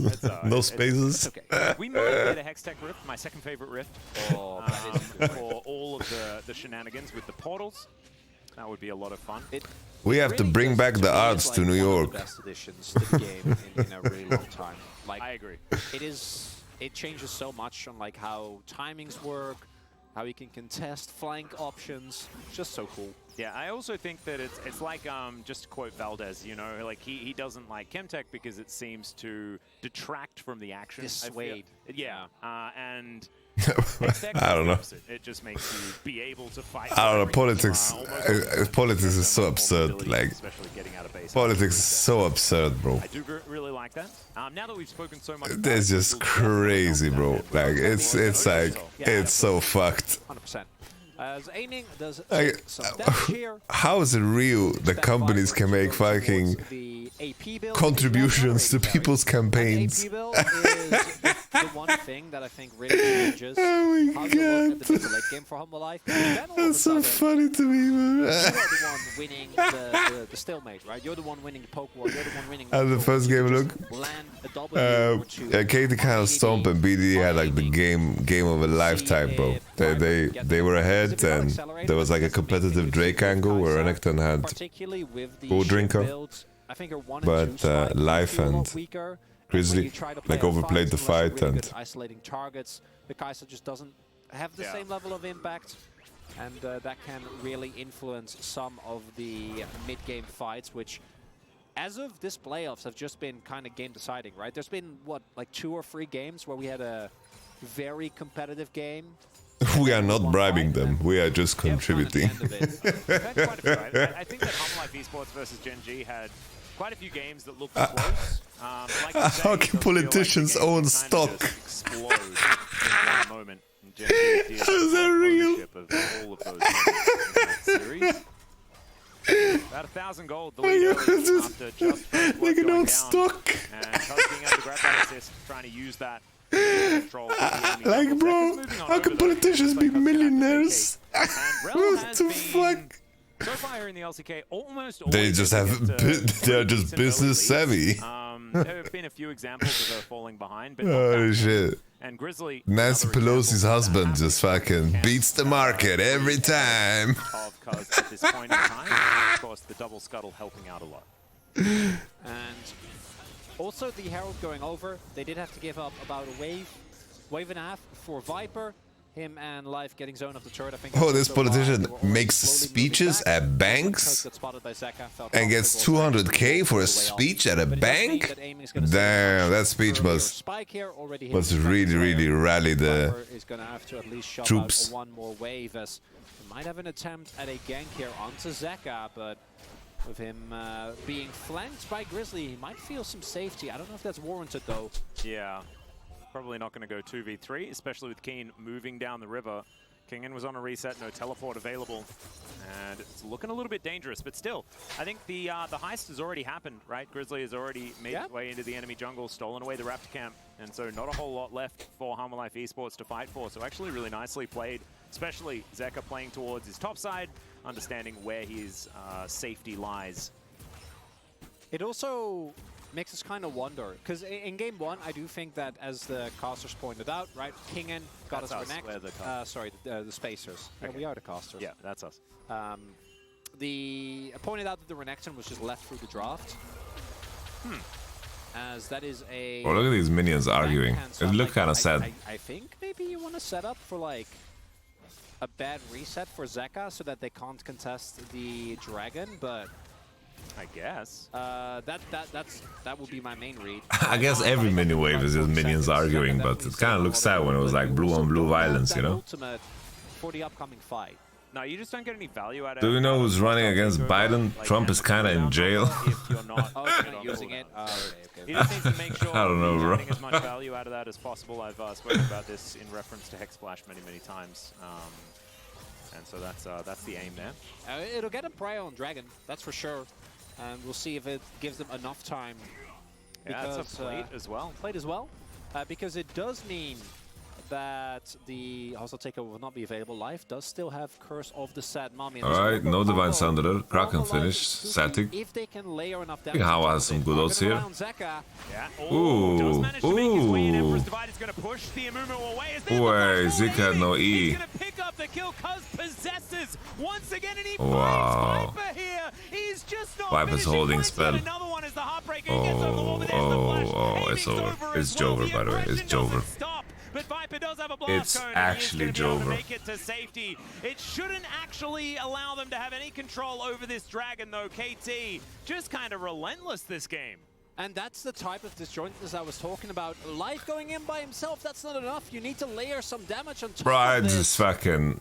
Grizzly looking for a steal. I wish Kanye would run just for the lulz, you know? It's just Lahens can actually walk up here, does have his E. And then just let the world go under, you know? Doesn't look like he does. Yeah, the handshake just a little bit too much of an issue, because as soon as he tries to walk a little bit too far, then he gets pushed back. And it is going to be a Mountain Soul, so no Hex Tech. It's going to be denied. He already did run last time. It's going to be one that It was kind of half-assing it, no? Like, looking at Keen here, could potentially be immortal if 3 of those are going to get. he was half-assing it, let's be honest. Kingen massively benefiting, and the Amumu and Rel would love to get a Mountain Soul. Means that they can sort of relentlessly fish for these engages. Yeah, gets pretty I'm praying for the lulz. I'm not praying on anyone's downfall. I'm praying for the lulz. From KT, because exists. Yes. So that does mean that there is a sizable. This is Crown does go down. No, Kanye sometimes drops wisdom. Like, there is no. What does Gaga unless he like flash know about cameras? You still, I don't think, have the damage to 100-0 BDD in that frame of time, and then we do see Viper is able to barely make it out as in they go. Yeah, there's a hostile takeover. The exhaust comes down onto King, and aiming just throwing these feathers around. Will the Blade Caller come through? Feather Storm, and that's going to get the flash, but not going to be able to secure the kill. Kingen has teleport, so it may not necessarily be the end of the world, but that is a lot of aggression. That should be at least a plate or two going over to KT here towards the bottom side of the map. And no real counterplay here, although Kingen is teleporting back down to that lane once again. Now that a few buttons are down, he might be able to get them away from the turret. And this is again an example of, do not forget, Hum Alive got a Herald, and still, it feels like when it comes to play, Call yourself a Kanye fan who was in Paris. For themselves. Looking at the bot lane, only 2 plates remaining. Aiming has built up an incredible lead, and I don't think any of that comes down to Viper. It's more so where the resources were allocated, how much pressure KT put on this early bot side, and Life just not really performing as King and going in. Yeah, let's see whether he can actually get this one, as he's decided that he's ran out of buttons, and so aiming, not even having to cleanse in this situation. I don't know too much about, like, I don't know the intricate details of US politics, you know? That's why I try to keep it, like, lighthearted and laugh at the fact that people can own, like, politicians can own stock and all that jazz. And I don't know anything about the Hunter Biden laptop thing either. I don't know shit, bro. And I don't want to make this into a political thing because we're watching How Alive with KT. But one thing that I thought was fucking hilarious was, like, this idea that, like, Biden is trying to be like a supportive dad. Bro, your son is your son is a crackhead. Like, probably Joe griefed at some point, right? Which she generally does whenever I've seen her put down. Unless she gets distracted. That has to be some part of the blame. A turret though, at the very least the bot side turret is going to get taken down here now. Gold favors KT when it comes to map control. Obviously you'd rather have the mid lane turret, but someone needs to answer this. Yeah, Cuz is down here as well. He actually does a fair bit of damage in his own right, does have his Divine Sunderer now completed. Zeko's in the top lane trying to trade that back, but if they lose an inner turret, that is going to mean that the gold trade is certainly not in favor of Hama. Alright, KT is just taking Hama's whole home. Holy, the discipline for KT to not squeeze here, bro. A lot of players would want to squeeze. So in the short term, this is gold favorable for Hama Life because they got the 2 turrets versus the 1. But yeah, this is the same as with the bot side turret, right? Like one light breeze and that turret is 100% gone. It is crazy that there's flaws with every system. And reliably putting pressure on turrets and shoving waves into the enemy turret the moment that they don't pay attention, the moment that they're trying to make a rotation, make a play somewhere else, allocate resources elsewhere, which is why we see a pretty sizable CS lead outside of the jungle, courtesy of the invades that Grizzly was able to get off. Yeah, it's working out quite nicely. And it's mainly, truly... I mean, the CS advantages are towards the bottom lane and mid, but Zeka's been doing That's actually a banger Kanye line, bro. This is Kanye. Shit Kanye says that. It doesn't feel like he's ahead enough to really... Yeah, it's always flows within people, like the guys. Democracy is for the people. Damage potential. See what Mythic he does decide to go towards. Because democracy basically means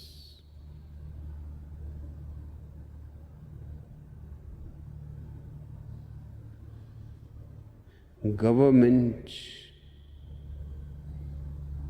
by the people, of the people, for the people. But the people are retarded.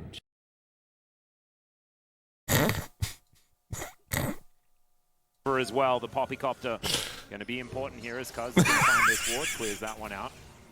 Plenty of vision available as they're looking for Keen on this flank angle. Trying to find an opportunity, and Humble Life Esports do have a beautiful avenue to get into this river via the bottom lane. And Keen gonna have to be a little bit careful. Should probably know who that is before showing him. Why? Alerted the Drake to their presence. Vidity gonna get towards that mid lane, and it looks like Humble Life Esports are gonna have control of the pit. Why does it matter? Oh, Viper's catching the mid wave. Does not have level 2 ultimate. Just because I look at a 30-second snippet, I need to know his whole life. Means he can join a lot easier than would otherwise be the case. Keen clears out the vision. And we see neither team really wants to be the one that pulls the trigger. Yeah, for actually, KT that makes sense, but for Hanwha, I think they need to show a little bit of proactivity here. Well, Keen taking a bit of damage from Zeku, who's just taking pot shots underneath this turret. Does need to be a little bit careful. If you show someone on stream, it means you endorse all their worldviews, yes. Just getting set up on this outer turret. Grizzly and Viper here to get some control as KT. They pull out the Drake once again. So many waves on top are just being thrown away here. Whichever team is going to be able to pick up the Mountain Drake and be feeling real good about this one. And we've got double resets coming through here. Teleport available for Zeka. Life is going to take a little while if he does actually indeed go back. He is going to do so. So that should just be that KT can pick up this dragon. Yeah. Like there's no life. I don't think there's a single person, anyone on planet Earth, they agree on everything on. Life Esports. That is absolutely true. And Keen didn't even... Who is that, bro? There's not a single person I agree on everything. He's actually got a CS lead with the happy feeding that the Crocodile was doing. In this instance, he could have been towards that top side. Does now have his teleport available, but that was a lot of milling about, and KT just taking all the reward. This does not... Pretty sure that guy is Machiavelli. We agree that we need water and air, yes. I didn't say there are things that we agree on. I'm saying we don't agree on everything. It's a very different phrasing here, Kovifi. You give this dragon, but you get like some damage down. You're able to have a sizable CS lead for your Renekton. It will be okay. I'm 99% sure that that Huni was just like, go to side. What's happening in this game? We were vibing. But they didn't, and don't take his material. He's about to be on the space. He's probably got a whole segment prepared. Yeah, well, don't you worry. I think that Huni will be fine talking about this nonetheless in much greater detail. I just want to say, and with a lot more emotion tied to it as well. Yeah.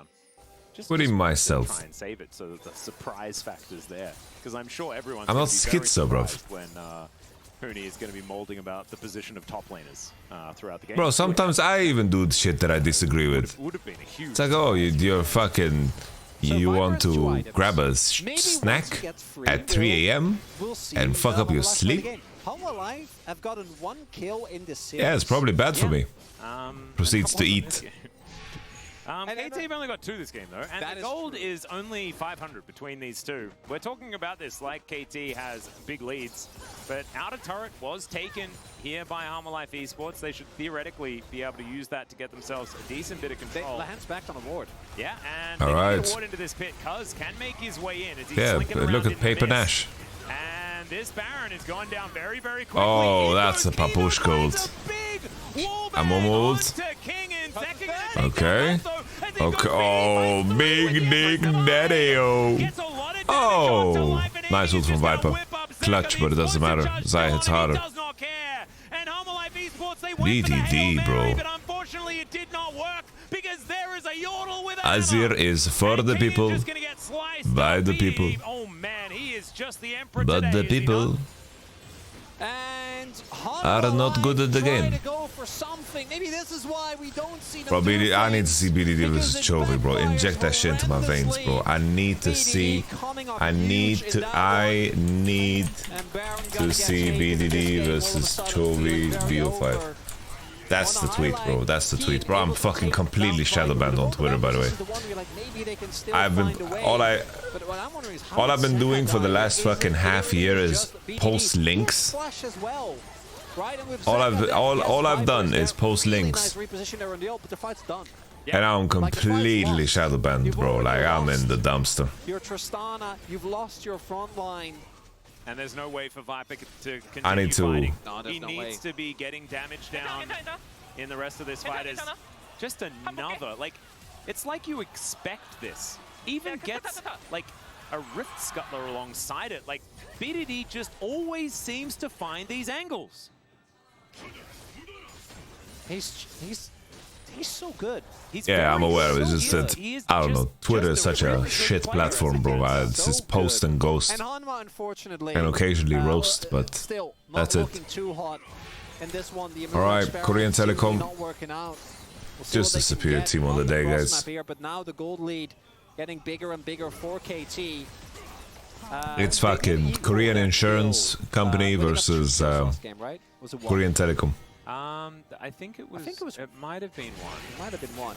Twitter has gotten much worse ever since Musk bought it. Twitter was pretty fucking garbage before too, dude. They'll be fine, I think, in this one. He just inherited bullshit, dude. Unless they just win the game here, it's probably not going to happen because the rest of Palmer I kinda are up and alive, but. It's Keen pushing in this mid lane, keeping Viper busy. This inhibitor I kind of like the potential vision. I like the potential vision. Unbeknownst to him, I believe, is Keen. Bro, if X turns into the everything app and I can make money from this fucking shit platform, blessings, bro. Reset has been successfully achieved by KT. As look at that, the gold just taking a bit of a trip off a cliff. How alive? I know that Brion beat Gen G 2-0. But they did stuff. They won that series because they did stuff. You're not Brian. You can't sit there and do nothing and wait. And why can't you use Twitter legit now? What you mean? No, I think Twitter has been garbage for like. I don't subscribe to the idea that. Oh, okay. And it's just not there. This dragon, I don't subscribe to the idea that Elon Musk ruined it or something. I think it was always kind of just trash. And I think every one of these Mountain Drakes as well feels worse and worse and worse because Life Esports have like a brief window where they really want to do a lot of damage, and the more resistances the theoretically squishy members of KT has, the more difficult it is to be able to make that work, because Magnet Storm, Curse of the Sad Mummy, get them into that position and have Zeka and Life and Viper, sorry, wail on them. Like, that's what you should be aiming for, but I mean, I just think that time may have passed. You're also looking at KT now with full control of the map, and your poke guys, I won't do anything. No. If you get there, which at this point doesn't seem very likely. KT doing their homework though, as Hail Mary engage. Alright. Good attempt here from Live. Billy died.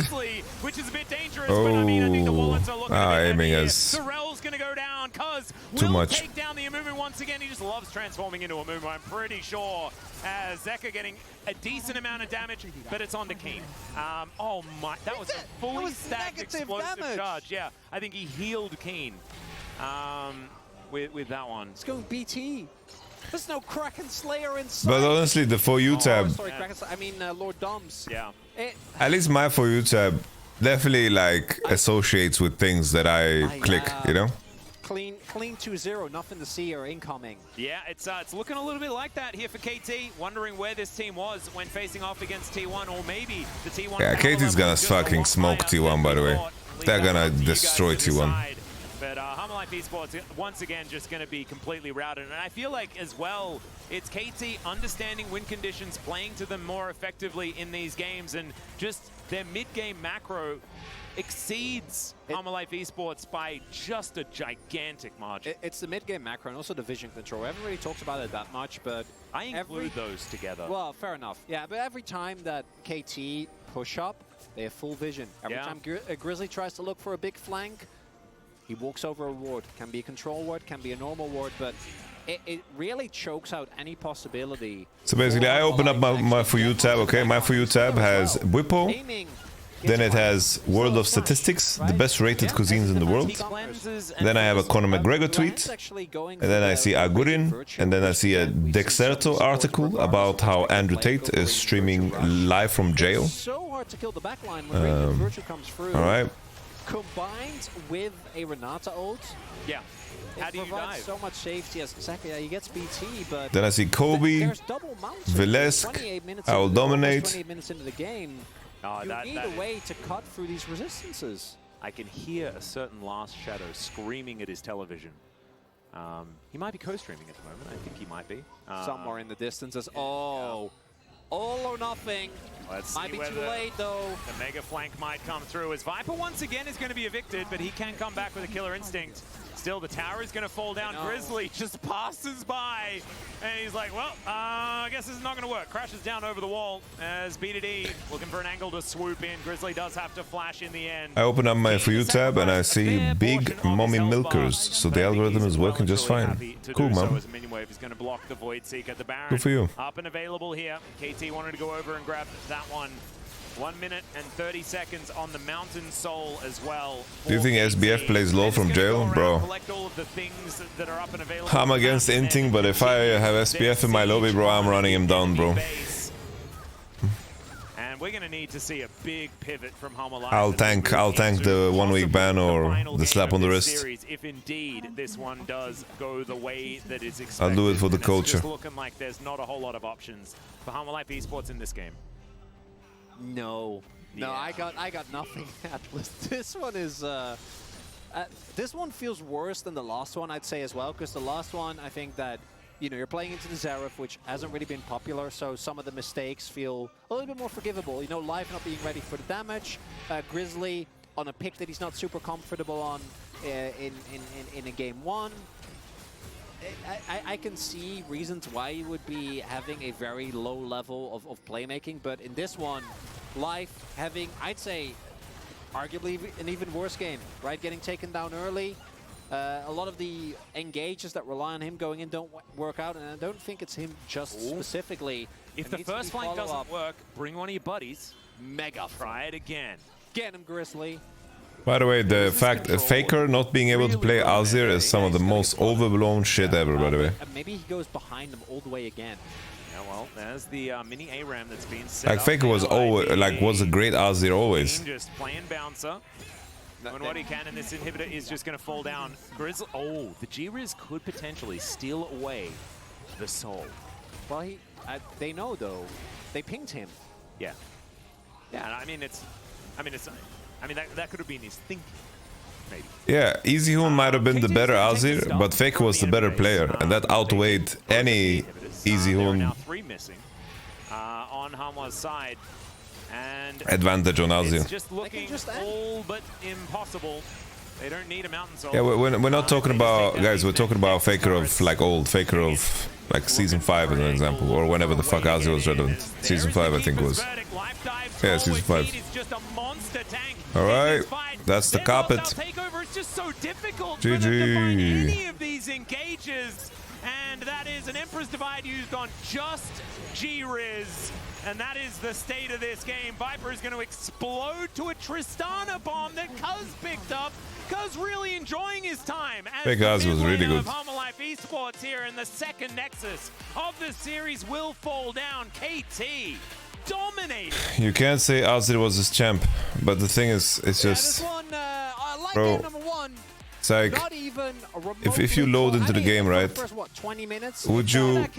So you have one player, okay? Let's say he's Azir OTP 2000. He has so many games on Azir, he's loading into the lobby. Would you rather have a player that is a more complete player and just a stronger mid laner, or you want this fucking Azir OTP? It doesn't matter how much better he is on Azir when he's just a better player. My friend, bullets. Because this is the time. This is the time for Kingen and Zeka to reawaken the unbreakable spirit. No, I don't for Viper to remember that he went 5 games every time. No, they have to. Yeah. This can't be. It can't just be a clean. It can't just be over like this. A quick and 3-0, also, nothing to see here. This is the only way we can try and keep things interesting here on the Caster Desk Chronicler. We're going to have to lean on it. Just as a peek behind the curtain, ladies and gentlemen, this is the last bullet we have left in the chamber. Yeah, when the casters are like, no, the reverse sweep. I swear it can happen this time. I mean, technically it's possible. If KT's Nexus explodes 3 times in a row. Let me take you. This is so overdone. I can't even do it in earnest. Kingen and Zeka, they reverse swept. EG lost. No, I can't do it. Can't do it. KT just boomed them 2 games in a row. No, it's just absurd. We are going to go to a short break. When we get back to space, we'll Kato's trying to play chess? No way.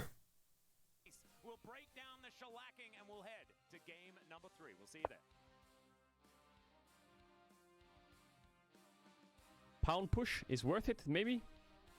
No, we go for diagonal opposite mode push. Then we go for counter mode into this. Idiot. What do you mean, idiot?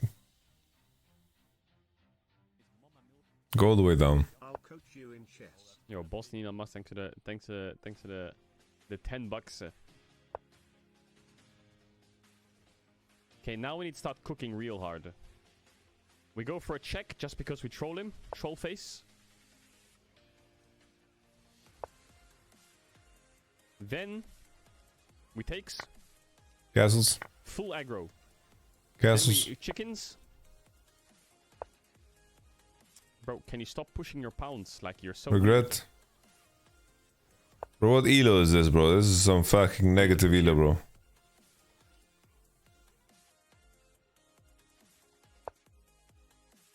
He wants my horse.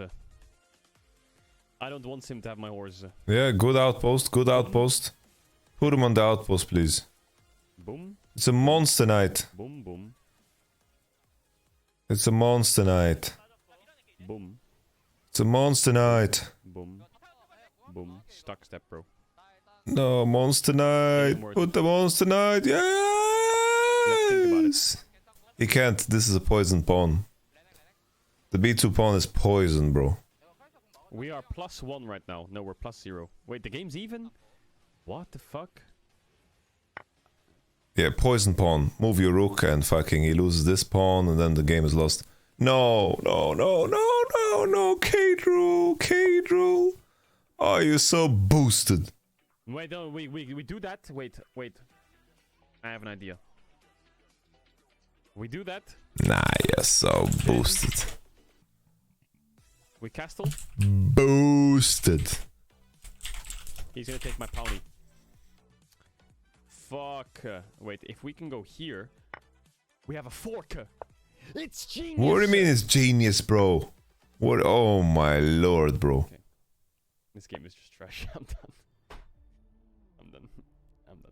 This game is trash. Yeah, the game is the problem. This game is trash. Yeah, the game. Alright. I can't watch him play chess at this hour.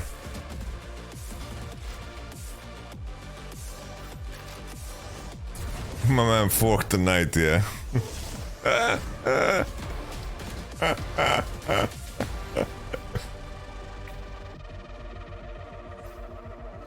Oh shit, I really want to spend money in game.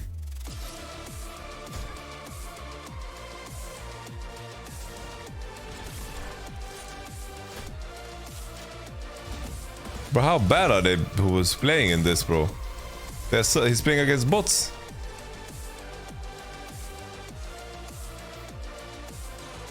He's play against fucking bots, bro.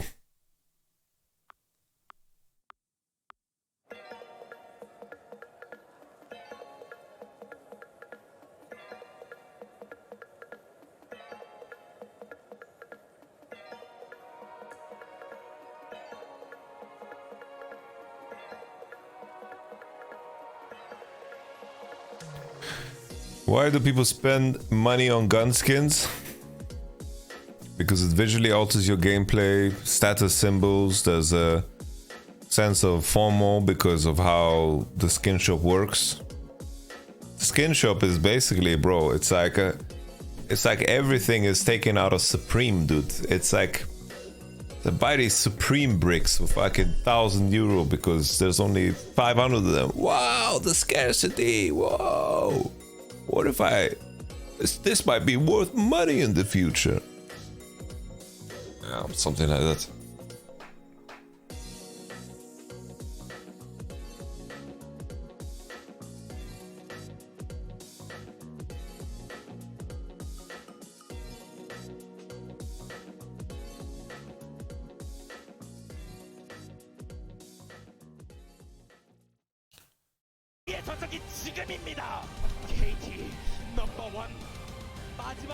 You know what I wish I could do? I wish like someone could take the discs in my spine, detach them, okay, detach them from one another, and then like just clean them out with, you know these like compressed air cans where you're like psh, psh. I wish I could like welcome back to the take my spine apart like it's made out of Lego and then just like clean in between. Of the series. And guys, I wish I could do that. It looks doomed for Hanwha Life, but I feel like the series against Gen G felt a bit closer at least. Yeah, I mean, there was like game 2 against Gen G where Hanwha Life Esports pretty much did everything apart from kill the Nexus in terms of winning it. So that one was a 3-0, but felt closer. This was just 2 stomps, if we're going to be real. I don't know how else to spin it. Well, I mean, I guess I gotta explain the game. Like, I think HLE should like draft not around all game, like a game. Like, and also like I think the lane focus, if you see, it's not like on a live esports, they're not getting good matchups as well. And it's like you kind of do have like even Tristana into Azir, you kind of do have to get lethally, and Ranked into Poppy as well. You kind of get outskilled, but it's just even Caster was saying like these leads are not enough to win the scrimmage or team fight extra. Like it has to be bigger lead, and even bottom like Amu pick into Renata and then you get dual kill like almost. It's no good. Thing is, I don't think being behind a bit early is that bad, but not with this comp. You know, if they picked a comp where they have like scaling carries and they have loads of great team fighting power, it's just a massive gap. And lose, it's like, well, you know, they tried their best, but here I just feel like this isn't why Hanwha Life Esports were strong, and they clearly cannot match up to KT in the early game. So invest in the team fights, but also, as you said, like the lane matchup's so rough. Like KC review KC review will be like 1 hour after LCK finishes. So possible to achieve that against what KT have picked up. Draft seems a bit desperate, actually, and the approach to the game as well. It feels like the team is panicking a bit in the way they approach the fight. I appreciate the fact that we had a lot of support bans, leading to us seeing Amumu and Renata. How do you reflect on how it impacted both bot lanes?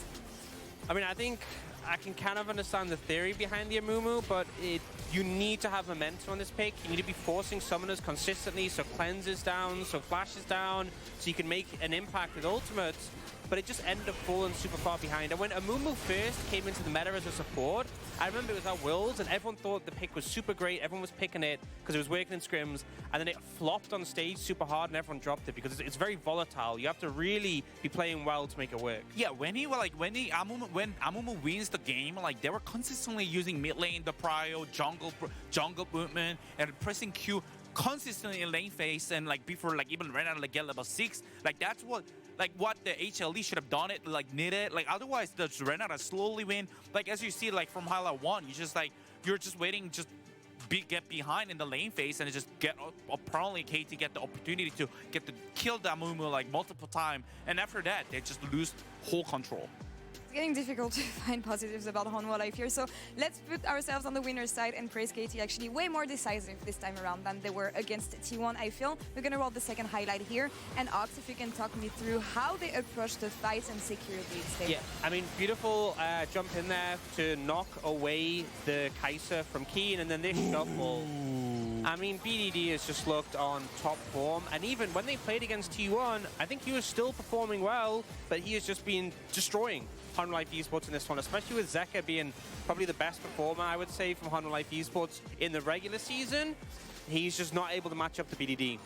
Yeah, I mean, Azir, I think, just so good, and it's like, if you play against that, like, you have to flash against the Azir Flashar, of course, but it was not easy. I mean, he find the angle that it's like actually just kind of uncountable, and its game state was already really good for KT, so it wasn't really make sense for HLE. Just go to the Baron and try to do something, otherwise they just lose. I mean, you have to, right? And I think we criticized them against during the Genji series because they were not trying enough. They were not playing to their composition strength. So at least forcing fights, maybe they should keep on doing this, maybe, but with different drafts or different approach. What do you think? They need more of an insurance policy when it comes to team fights. I will say that like it looks bad when they just start Baron and get bopped immediately, but I'd rather they do that than just keep losing the game slowly. So at least they're still trying to make the plays, but I mean, game 3, you're already 2-0 down. They really need to ensure that, like, when they get to the 5v5s, it's not like, oh, we lost lane, game's over. Like, they need something that will be able to carry no matter what. Yeah, I mean, They need something that will be able to carry no matter what. Nah, I appreciate the effort from the commentators, but it was up to KT that if they can actually make a consistent, because it's like as long as they're doing their finding their form and get the pick again. Like, I think it's actually just as what everyone predicts, like KT is no matter what kind of favorite. This is the reason why their laners are strong. They have a solid team fight, and around the controlling object, like they have a clear plan. So they are a strong team. So it kind of makes sense that why HLE is like struggling with. Yeah, they have the good approach here. I feel like, especially against Hanwha Life. Who should be the player of the game here? The man in the mid lane once again? Yeah, of course it is. Yeah, I mean, BDD is just a gold case. I wouldn't honestly be surprised if you got all 3. If they end 100%. up winning out this series, he has just been on insane form, and you know, obviously previous game brought the Xerath and just annihilated people, but here it just felt like he was untouchable, head and lane, and then this shuffle. For a composition that wants to peel back, you don't have that many engage tools, but it doesn't matter. You have BDD Azir. Yeah, I mean, even this play, like, Cos kind of ran it down basically, but he actually just make one just completely for revive because he's that good. You know, like, I think they should do something with this BDD form, like making sure he's not getting Azir. Like, I think I just suggestion just ban Azir, like, no matter what. Some other votes on, yeah, jungle, bot lane as well. Yeah, I guess it makes sense for aiming as well to see some votes on his side. Banning BDD, I mean, depriving him for some champions, I don't know if that's going to be enough, though. He's been shining on a lot of picks. And it feels like the meta shoots him up. I think it's like kind of feels auto-lose for Hanwha Life if you let BDD get Azir, but it doesn't mean that banning Azir will let them win. But I think they still have to do it. I mean, Zeka, the first game with the showing with this kind of weak performance is not Azir, so I think I'd really suggestion ban it, and it's like, I think we'll see, but I think probably either he should just pull out like Yone, like do something crazy stuff on mid lane, because like, as we said, his responsibility is like a lot, and the pressure is on him. It's a really tough situation for him, but still, he got to do it. At least was joking about the fact that KT being 2-0 up is the perfect moment for them to get reverse swept. Do we see an angle here? I don't know. We'll see that about in game 3. Is it going to be a 3-0 on the side of KT, or can Hanwha Life finally grab the victory they're looking for? Casters, back to you.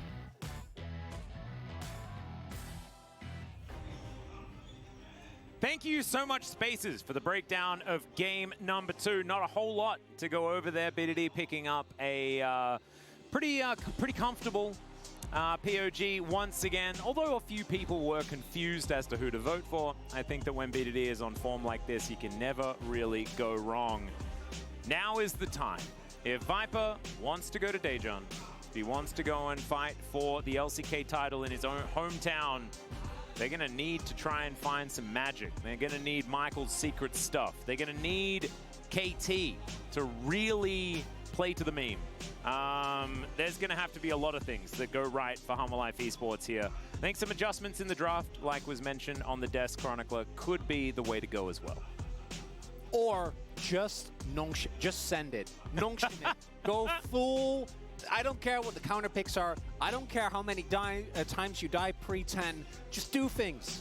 Make it happen. Because right now, with how it's looking, I do agree with the desk that the safest choice is you go for more scaling drafts, which play towards your strength. Viper in the mid to late game. You know, Zeka and how he's been able to play a lot of the team fights. But with how big the laning gaps have been, I don't know if you ever get there. So throw the current playbook out the window and just hit them with something they don't expect. If it fails, you know, you got 3-0'd. It happens. You get another opportunity. You might even, depending on the matchup, next Saturday, end up facing KT again. Or facing T1 or Gen G, right? Depending on who wins. You don't really... oh no, Gen G is already locked in just because of the points. So it actually will be between those two. And if you're playing like this... Targeting jungle. I don't even know if you win against the lower bracket. Totally. This is pretty dire. Just want to see some fire. I want to see some passion. I want to see something crazy. And we'll see if this game can provide... No, Nautilus is open. So I can probably will be there, but not as high. In particularly the brilliance of this man right here. Yeah, BDD has just been so incredibly good. Real. It's been just a tale of BDD. When it comes to best of fives, I think that there have been moments where BDD has suffered, but ultimately, I think he's been more... As it is, I'm wearing the same shirt as yesterday. I've worn this Genji jersey 2 days in a row. Rel going to be banned away here. The first pick Azir going to come through. That is how Hammerlife Esports are going to take that one away from BDD. KT now with a plethora of different options that they could potentially go towards. I think Xayah is worth a look here on the KT side. Denying it from Viper, definitely a good thing. Something that has been paired with Azir many, many times. That 1-2 punch of disengageability has been pretty strong. But the Zeri is up and available as well. Something that Aiming hasn't lost on so far these playoffs. Even in their series against T1, it was something that T1 had to ban away multiple times. Who do they want? What do they want to pick on 3 for them to blind Zeri like this? Can prioritize that. And now, Cuz, what are we heading towards here? Still quite a few junglers left up and available. Could just take away something like a Vi if you'd like to. Can play that 1-2 punch of Vi Ari or something like that in the mid lane if they'd like to. But instead it's Kha'Zix. Okay. Wow. That is a very early KT are running it down. Really wonder what direction they want to take this draft in. I wouldn't be surprised if it ends up being a... Are they picking Renekton? Another Xerath, right, here on R3, because I do think if you don't pick it up, then it's 100% going to get banned out. There's no way Humble Life will let you get away with that one. But then you might end up with, like, any Kha'Zix, which isn't the end of the world. Does look like Viper still wants to keep going. No Xayah here. Do know the pick is incredibly strong. We go Kaiser into Zeri. Jungle matchup. Maybe Kaiser Renekton is the way. To me most likely here. Yeah, ooh, I like this. Ooh, that is a lot of power here for Life. And Life, I think... Nautilus on 3 for the hands. Not having the best series, but Life's performance lock it and clock it. Alistar's fine too. Just pick either. Don't let the enemy ban for 5. This is the first time that Lehens has been able to get this champion so far in the playoffs. In regular season, he was just a good ban, I think, on this pick. And so now, it's not a lot of power in the lane, but we know that Lehens' power doesn't... You guys want to do the base jungle pick here for Hammerlife? Grizzly, it's time to play Wukong. What sort of ruckus he's going to be able to cause around the rest of this map. Kind of expecting that KT would like to go towards that Annie angle like you were talking about. People don't like playing Aatrox into Renekton. Sort of the best Kha'Zix sort of lane that you can see. Xerath going to be respected here and taken away from BDD. And it could just be Xerath Annie that are the bans coming through here. Could return to a bunch of other picks though. Of course, BDD having a lot of champions that he can look towards. And Grizzly's champion. Jesus, guys. I'm like blacking out from lack of sleep. Oh, Wukong, man. Look at that. Ending up with what? 7 jungle bans here? You can even argue that... Is Grizzly gonna play Lee Sin, guys? Brings it to 8. See what Grizzly ends up picking up here. It's a bit rude to Xerath. I'm sure Xerath could get through the jungle. I assure you he cannot. Huh. Well. I of all the champions like that are... But he gets armor on his passive. Oh, wait. That's... some throwbacks here from... no, don't fall for it. It's just going to be Annie. We remember. There we go. I mean, BDD was a Z1 trick. He was. You know, for quite some time. But no, Are they gonna play Lee Sin, you guys think? As we expected, Annie Kha'Zix has been very popular. Is it like Skarner? Ooh. Could be kind of. I wouldn't hate Skarner.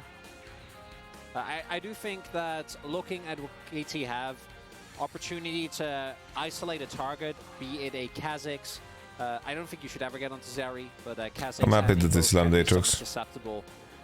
Jira is kind of getting tested here. We'll see what he picks up. That is there a it very is. different direction. At least it would mean that there might be There you some go, action guys. going on. I also don't mind the matchup into Kha'Zix, specifically having a way to keep tracks and keep tabs on him. What's the skin gonna play, guys? You guys think he's gonna play Jax and Aatrox? What else? Should still feel good, and this is a lot of faith that Home Life is putting into their new jungler. Yeah. As we round it out with a Cassante. KT's draft, extremely well-rounded. Great engage. A little bit short on the I feel like aiming is going to always be effective. The issue is if you start banning few bans Zeri, like there's gonna be Zaya then for free, and it's like you have to invest so many bans to throw aiming off of his champs. Like the thing that you're supposed to, what's the fuse? it's like how good aiming is makes it less worth, you know. Hard to get that one alive. The soggy fuse, Hanwha, no! Malice was never an LCK. They've hit it with the hairdryer. Maybe he was in the challenges. fuse is now lightable once again. I'm the only import Everything on the line. that LCK has ever had. Every other game this series, it's looked like Hanwha have barely even showed up. If they're going to, they gotta start now. Otherwise, they ain't going to Daejeon. Don't like the Cassante into Aatrox. I think Aatrox is free matchup. Look at his expression as well. He's like, I am not even scared. There is no fear in those eyes. I do not see any fear in those eyes. There probably should be, because KT are looking absolutely dominant this series. But that guy is not phased. Maybe he knows something that we don't about how this series is going to go. Maybe he's here from the future. Perhaps a challenger enjoyer, where we cast every series from 2025. Yeah, the game to see you stream, you thought you were asleep. Yeah, I was asleep in the break. Kingans, Aatrox. They have Zeka on the Azir to deny BDD, and Grizzly is on Lee Sin. A champion that he has a lot of mastery over. Guys, I'm not gonna lie, I'm really looking forward to my break day tomorrow. Like sleeping without alarm. Great games on the pick. KT, basically, like my main phone broke. My main phone broke, and the alarm on this phone is... it makes me schizo, dude.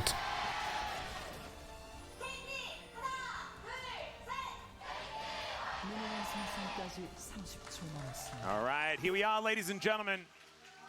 Alright.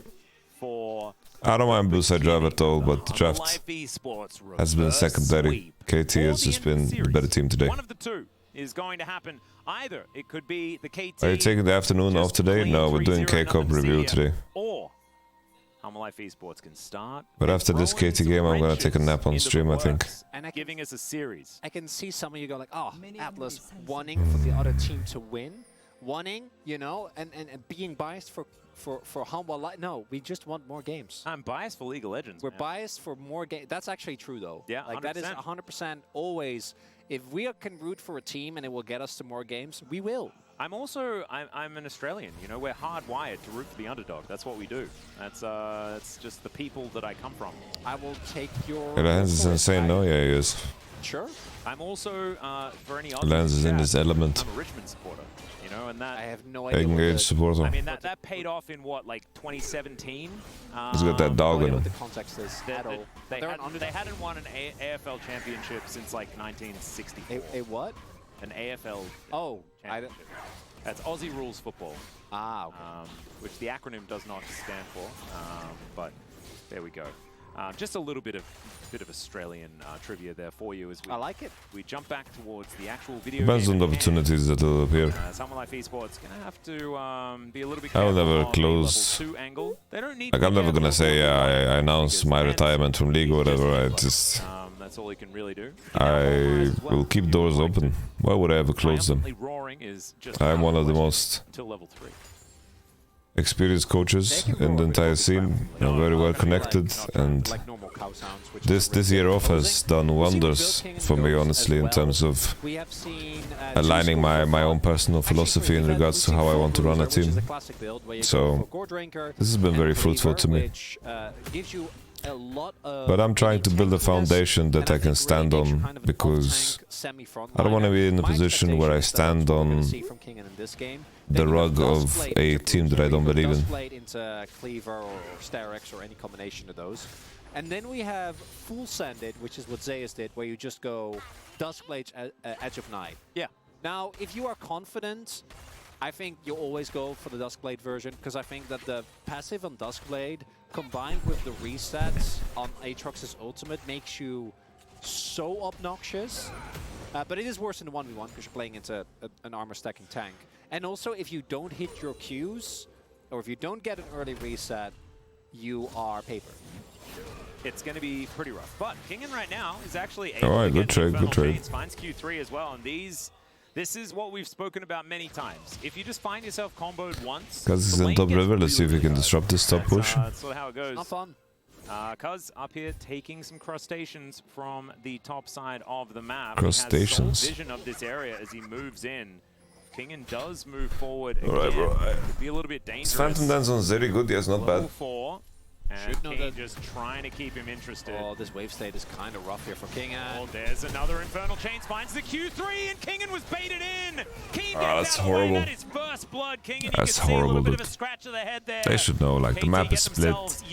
You just soft contest this wave, make sure you're safe, and play around the Q3 of Kisante, drop some CS. You should be aware that Cuz is on the top half of the map because you just took bot side Scuttle. Didn't spot any bug there. Lee Sin is like basing and opening on the map. Okay, finds Kane, who was just you know, in that spot, like, get them a flash, and it does. if Kha'Zix like overstays, he would just lose the game on the spot. Kane didn't actually flash in that last exchange. Keen smuffed this wave state, I think. Not really. Yeah, but as I was saying, Keen crashed third, and then they were still pushing out on fourth, and so you have two choices. Either you have to wait for Grizzly, who's on the bottom half of the map, then he got ganked on sixth. And it was going to take a really long time. Like, Kingen could just play safe. Like, Lee Sin is opening on the map, and he'll cover for him. If Kha'Zix stayed there with no item, he just loses the game on the spot. That's already built up. So he goes in, and Keen is the perfect setup, even with a Q3 on Cuz. Isn't really going to change anything. I like that he holds the flash. Was 100% dead there, but could have maybe played that one a bit differently, communicating with his jungler better, or trying to manage the wave. Kisante is kind of OP, I think, early. Free food for a bug who didn't pick up the kill. Kisante could just kill the wave in second. At least, some of the I haven't played the matchup, or I haven't talked to any top lane about the matchup. I'm just theorizing. Ain't cool. Yeah, that can be a little bit game over for the isolated 1v1 for Kingen.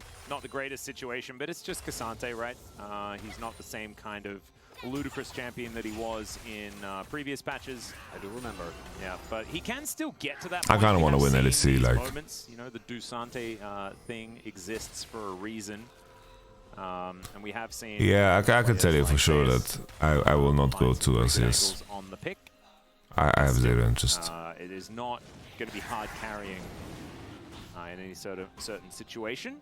And I think that Cuz certainly is in a position where he possibly could. Looking for an early Drake here. It's only been up for a minute and is going to be able to probably take that one unhindered. As you can see, I don't want to move to Los Angeles. The Scuttle on the top side. Void Seeker missing means that Life Esports knows exactly what's going on despite not having any vision. Still not going to be able to stop it or anything like that. They do just know they have a flash advantage on the top side of the map, and now they have Elise in up there as well. But BDD just ahead of I would need absurd amounts of money to go to North America. Kane actually taking a lot of damage as BDD now looks interested because the Infernal Chains come in, and there's the flash. Kingen's just dead. He does a bit of a flip in the air. Are you desperate? Tibbers comes down and says nope, and Grizzly is going to find a bit of damage onto BDD, but BDD's got a bodyguard. Finds an Incinerate stun there as well, and Tibbers just going to chase down the Lee Sin. Mr. Beast calls you, says 5 million, be the coach of Team Beast. Yeah, that would be different, yeah. He's going to die. Still holding onto the flash. I'm just saying, like, if I go to LCS, the offer would have to be so crazy lucrative. If you flash, you extend the play, then maybe Grizzly actually has an opportunity to get something going here, but not going to be the case. I value money. Just really nicely done. Dashes forward, There's no shame in that. I think that for me. I value money, and enough money can outvalue the other things. Trying the night vision. Grizzly's right there. Zeka's roaming up. The few seconds it takes might be enough to make the difference. And instead, BDD, great roam. Coming up huge with picks like Annie in particular. It's really at least Annie here burned Flash and Tibbers. Underestimate how much impact you can have because you have a point-and-click stun. I do think that it's so much Hanwha should be looking better for this Rift Herald. That one happen as well. So invest the Flash, make sure that they can get themselves another kill, and keeping the 8 No, Mr. Beast doesnn't piss money. It's incredibly valuable as It was just a hypothetical. I think he's aware that he doesn't money. That's rough. Instinct and Flash to get out of the way of it. Letting us know exactly why Lehens is being denied Alistair so many times. What if Dig offers you 10 million mouse pads? Thing is, I don't know how much money I would have to like front for like distribution and marketing. I don't know if I could move 10,000 mouse pads, let alone store them. Like I think even if I sell these mouse pads at a discount, like I could operate on like really low margins. Yeah, crazy that KT actually wanted to contest this. Annie had no ult, and I don't think there was any chances here of contesting. They lose out on the team fight, and Cuz still could be in trouble here. Fucking live TP'd, bro. The Q2 before using the leap to get himself out, and he will be able to escape. And it is some very necessary kills for Hanwha, because if KT get maybe like if I really trim down the margins, then like if my margins are like $1 on mouse pads, I think that's something that should be able to be pieced together. There's Hex Flash. Yeah, there's the Hex flashing bull, and he is just going to dance underneath this turret. Nice little stun there. Viper no cleanse, remember, but Lehens is going to take a lot of damage and isn't able to tank the turret forever. And Grizzly being in the area, Viper can stick around.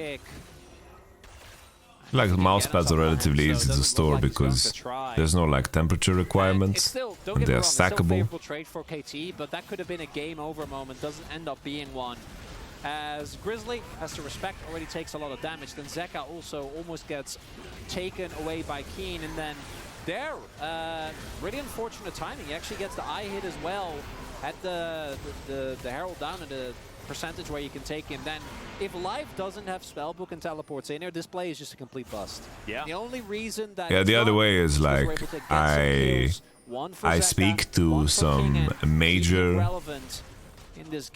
company that sells these mouse pads, and I just give them like an insane discount, and they just take all of my inventory. Zeka is going to get stunned up momentarily, still not taking that much damage as he does have the Merc Treads available, and is going to be able to keep himself up with the large amount of magic damage that BDD is going to be doing, mitigated by those shoes. I'm so tired that I can get crowd controlled by like a fucking mouse pad. Absolutely beautifully. Hypothetical.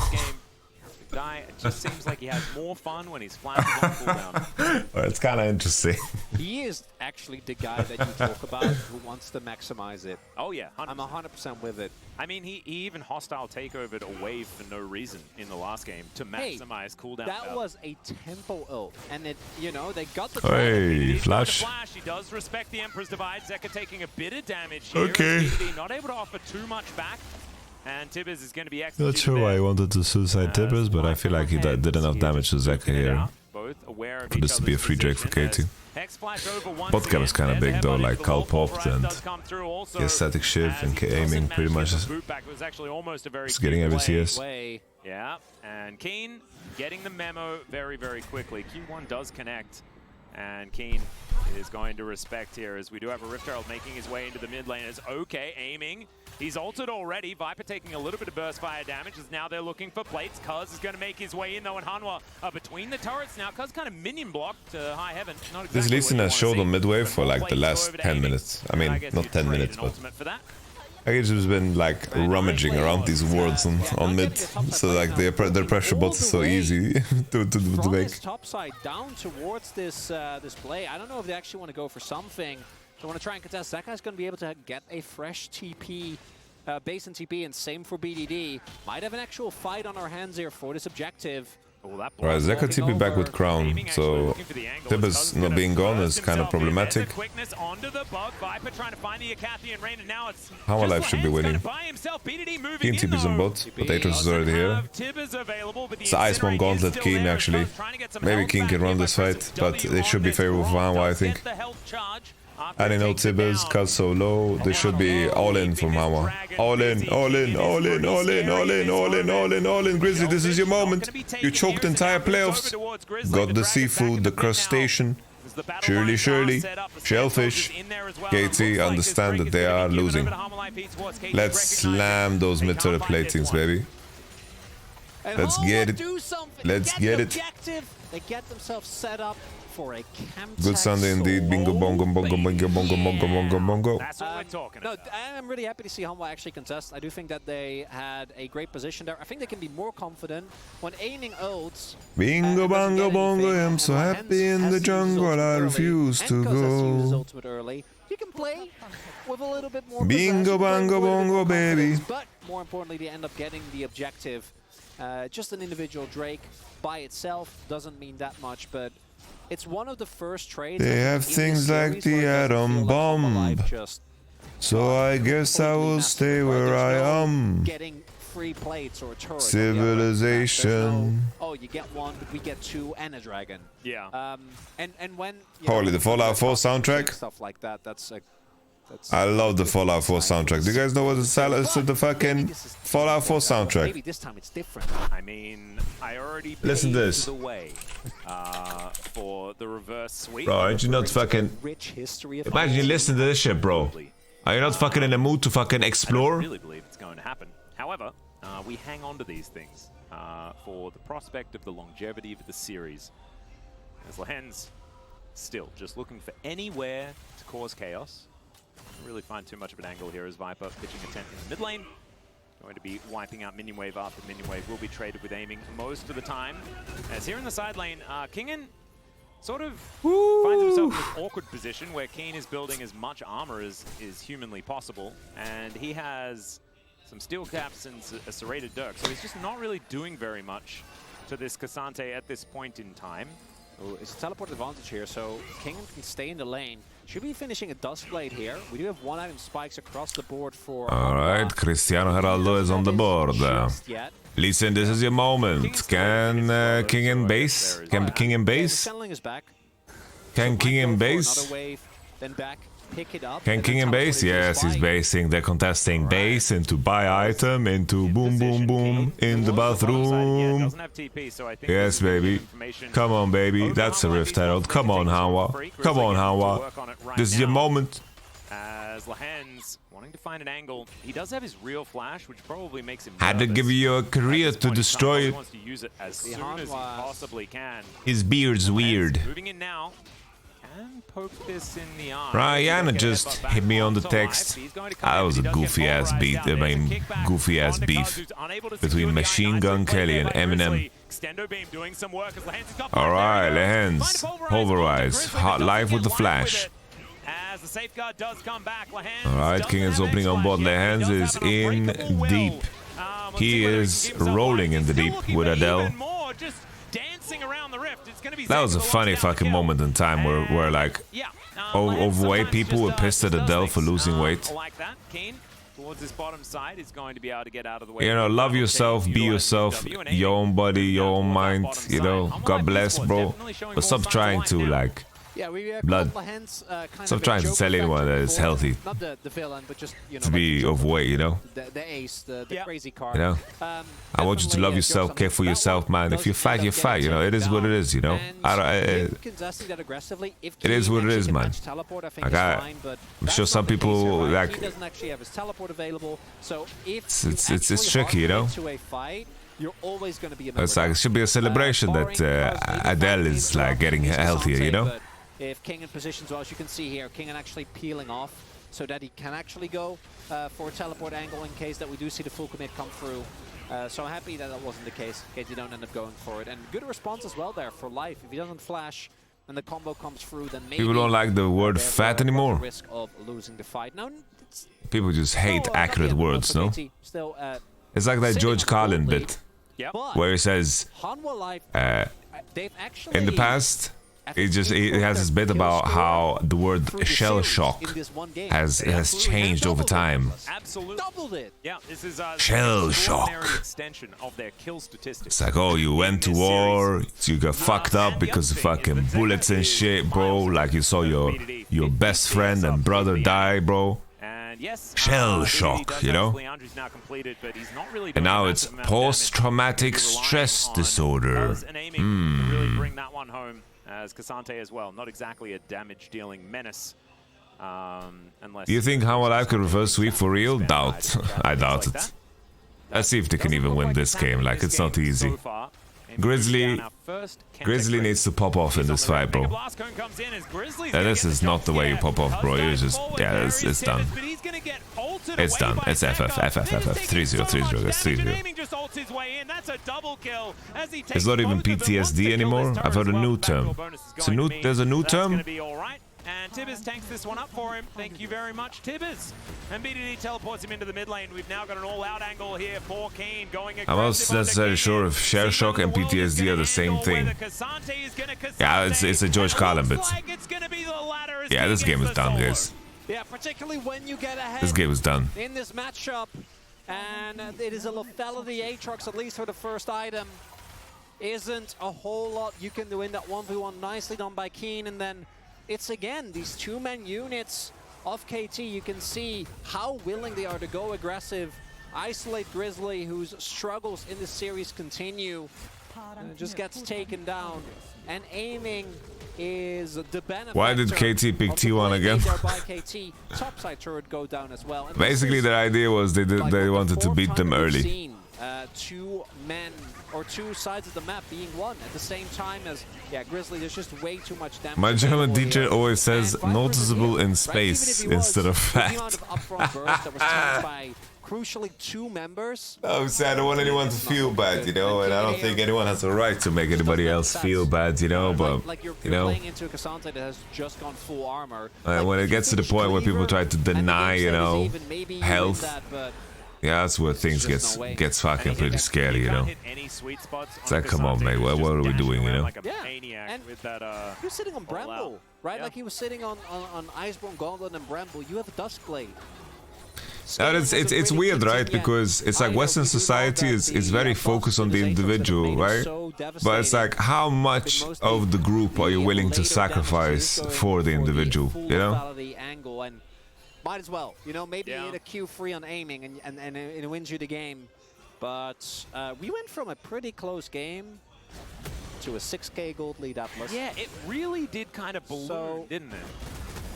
This means the collapse truly now is inevitable. No, I don't. There's no way. No, they're just going to 3-0 them. It's feeling like a clean 3-0, nothing to see here, and I mean that in every sense of the word. This is maybe KT, like, I've heard a lot of talk about, you know, they chose the wrong opposition for their first round. It's starting to look like those people are going to feel better about saying that. Yeah, but they shouldn't, because it's hindsight. No, exactly. Results-based analysis is something that we have heard a lot about. As Grizzly is going to explode, Ignite is going to tick down, Lahen's going to grab himself. Grizzly. I mean, not a whole lot you can do. They're trying to fight. It's rough because Grizzly is by far like the worst performing player in the top 4. But someone has to be, right? As the Baron has already been started, Keen is just going to wander his way 1.2 million are incarcerated in America. I thought it was more. Special delivery of the pigeon. They just roast him. That is dinner prepared, and they'll take a Baron as well. KT eating good tonight. Azeka just going to bail from the whole situation. And KT, they just really, they took the mid game and they said, okay, we've had our fun, let's win the game. And that looks like what they've decided to do. Yeah. It's an 8.5k gold lead, Atlas. Yeah. No, this it is dire. Well, aiming might get caught, and he is going to dash into an All right. divide. He explodes a little. Come back! I don't know what the fuck the guy was doing here. You love to see it. Oh, yeah. Kill going to Grizzly is suboptimal, though. I think you would have much rather given it to Viper. Would be the best. Yeah, the USP system being for profit is kind of mental. But I don't know, bro. Again, just sets up the CC it's just that it's like usually like you promote capitalism because it's like you create competition. But I'd imagine prison systems, like prisons, it's like the way they compete is they just make it as cheap as possible. Pretty nice job here, able to get the interrupt on the dash, so it's kind of, and then Grizzly is the one who picks up the shutdown, but it does mean some it's kind of a weird one where capitalism probably makes the worst possible prisons. Yeah, I think that was what happened. Yeah. Thanks Strong for showing us the story via, you know, clicking on buttons as what time is the review? Probably at like 12. Separates these former teammates and friends from one another. A few years exactly from their time spent on. I have not tried Paladin. I'm currently playing at a Warlock.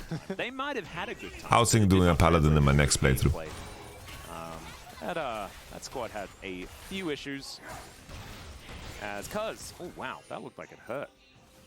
Poor little Kha'Zix, placing his face into a. It's like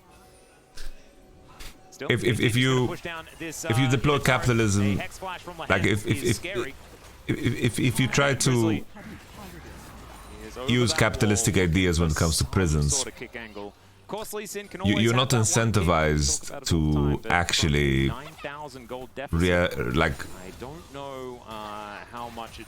rehab actual inmates, you know? You're kind of hoping that they come back, you know? They might kill one person. It's like, what are the best products in capitalism? It's like, yeah, products that break, that need repair, that need to be replaced next year, you know? It's like... BDD has just been down 50 CS this whole game and just seems to be vibing, like just having a great It's the same in medicine, bro. It's in medicine, bro. Pills, man. They need pills. You gotta get prescribed pills. You need to take one a day, and then you're gonna need to take these pills. You need to take these pills, and then you need to come back the other next day and get more pills, and then you're on this prescription. One-shot people, and he does it extraordinarily effectively. He's got his Eclipse done. The Umbral Glaive is still there. It's like wars. Wars are like. That he has built up, and as we know, just likes to march through the jungle, wiping out all of the vision. Wars. It's like, oh bro, we are selling bullets and bombs. Can only use them once. Need to buy new ones. And then always, bro, people complain about fucking iPhones being upgraded every year, bro. Imagine the fucking new guns that come out every year, bro. You need to upgrade your guns, you need to upgrade your planes, and you need to upgrade everything. It needs to be a Clive Owen mission. A Clive Owen situation? Yeah, it's an inside man type situation. I don't know who will be. Oh, that's... Yeah, he's denied a lot. A lot of vision. Yeah. That's a decent vision score. That's 126 is a large... That's a... Wow. Yeah, he did get an Umbral Glaive very early. He was very fed. And it has been working out as thank you, observers. Look at that. Heck yeah. And this means that Lehens... Isn't there like some doctor's oath clearing vision, so that you take? Which, credit to him.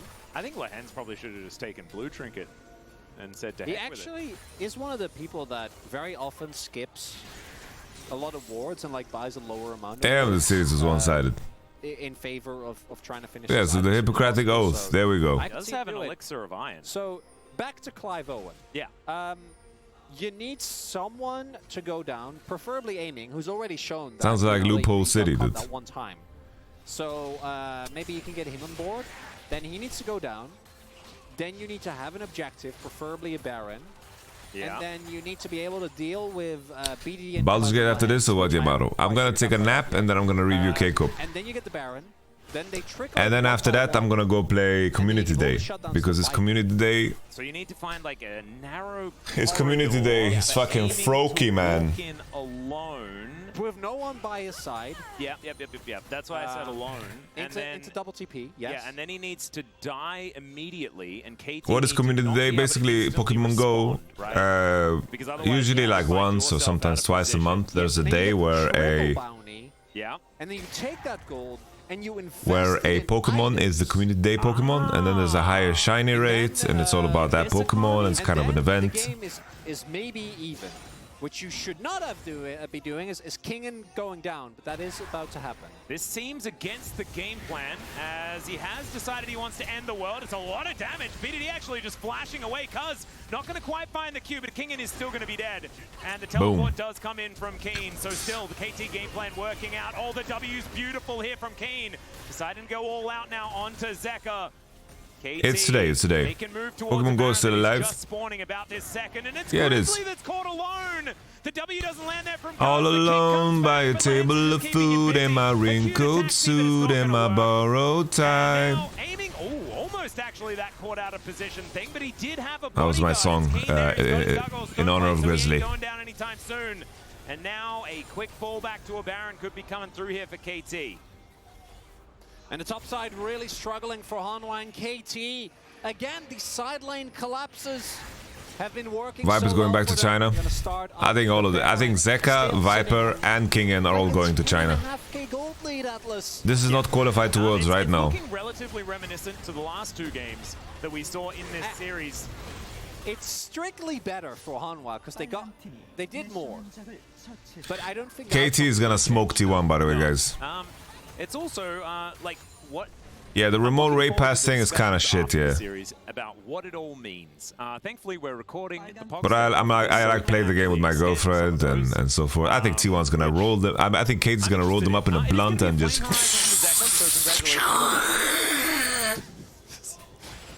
Fucking smoke them up tour, bro. Like getting second place and going completely bananas about it. That's you giving Zaka an award in this. It's like, you got Flame Horizon. Yeah. Do you think LCK will ever import LPL tops now? Yeah, and then but then in the background you see like KT taking all the objectives. Yeah. And all the turrets. Yeah. And the Nexus. Yeah. It's fine. They're gonna come back. This is the one. They've killed Tibbers a bunch of times. It's worth the same amount as the Nexus. It's fine. It's just Chemtech Soul. It doesn't matter. Yeah. You can go for the play. Well, against Soul. Seeker connects onto Lehen. So does the Q, as Grizzly can safeguard his way out. Needed to do that. Does have a stopwatch on the Lee Sin as Hanwha. They're going to give up the Drake. Good. They're going to be able to take a bounty here in the mid lane. Good. The KT kind of having them where they want them. If they close in, if they find the angles, it is getting very scary. Lehen's possibly overextended, but BDD is waiting in the wings because a lot of movement speed on him as well. Oh, Lehen's just trying to get to that 50% threshold. The 50% What's your favorite class in Baldur's Gate? So much Chemtech Soul damage. He's back full. Oh, I don't have a favorite. Kind of like them all. Yeah, I know. I was getting excited as well. It's so counterintuitive, isn't it? You get the honey fruit, the mega honey fruit, and then you don't get your Chemtech value.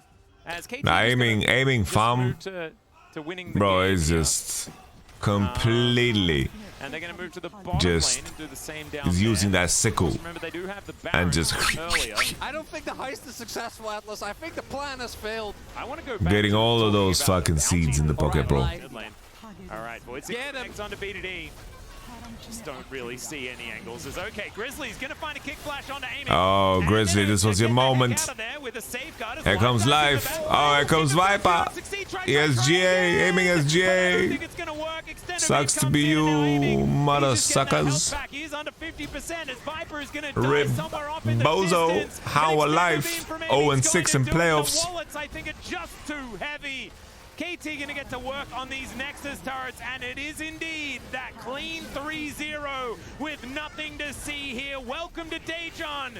2 KT Rolster, our first seed, are gonna make up for their previous loss in the last best of 5, and they are heading to the losers finals.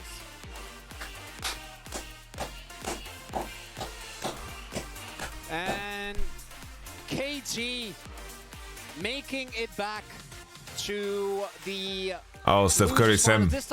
I think you should let the fans marinate those odds for you, bro. Let the fans marinate those odds for you, bro. From the bottom half, the right kind of momentum this time. Let's just say that.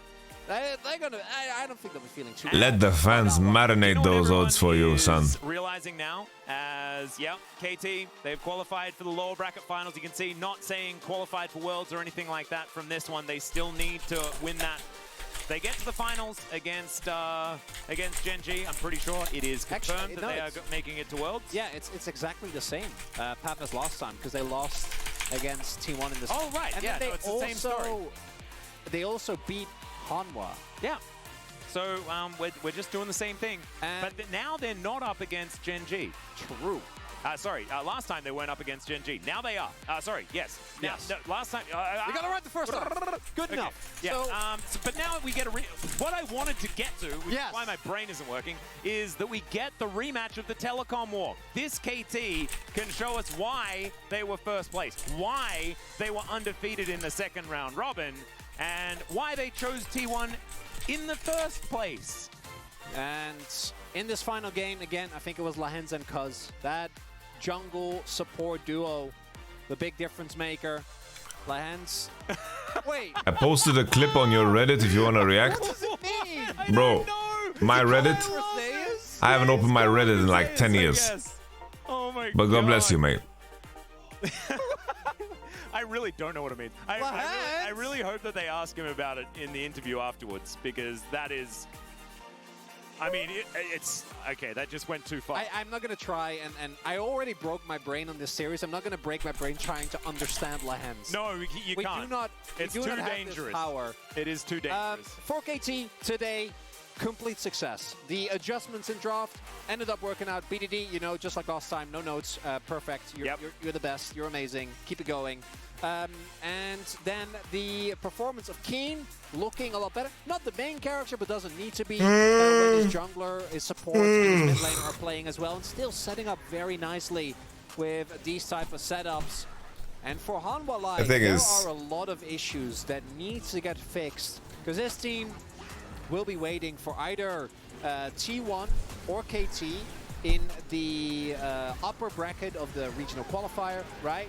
Yeah. And with how they look today, I don't even know if they win against the winner of DRX and D+, because today was really rough, and Grizzly, his struggles in playoffs continue. But Morpheus, you're such a fucking wild man. Because just I think you should appreciate Morpheus. I think in 99% of channels you'd be banned already. Then, like, Viper and Zeka are not going to be... It's snap angle into case review, guys. I would 100% agree. I think that if KT are going to qualify... Case review is at 12, guys. 12, I think, is a good time, okay? Don't match up then I can, like, I can take a little nap now and... play through their top side so beautifully. And then I have energy. And it's something that Kingen hasn't really been able to do. He hasn't been able to put on his main character shoes in a lot of these games. And because the rest of the map kind of falls apart, Viper can never really have those moments to shine. And this was a slaughter. There's no two ways about it. And we want to try and keep it interesting. We want to try and talk about reverse sweep possibilities and things like that. We knew. But it was a very elementary type series.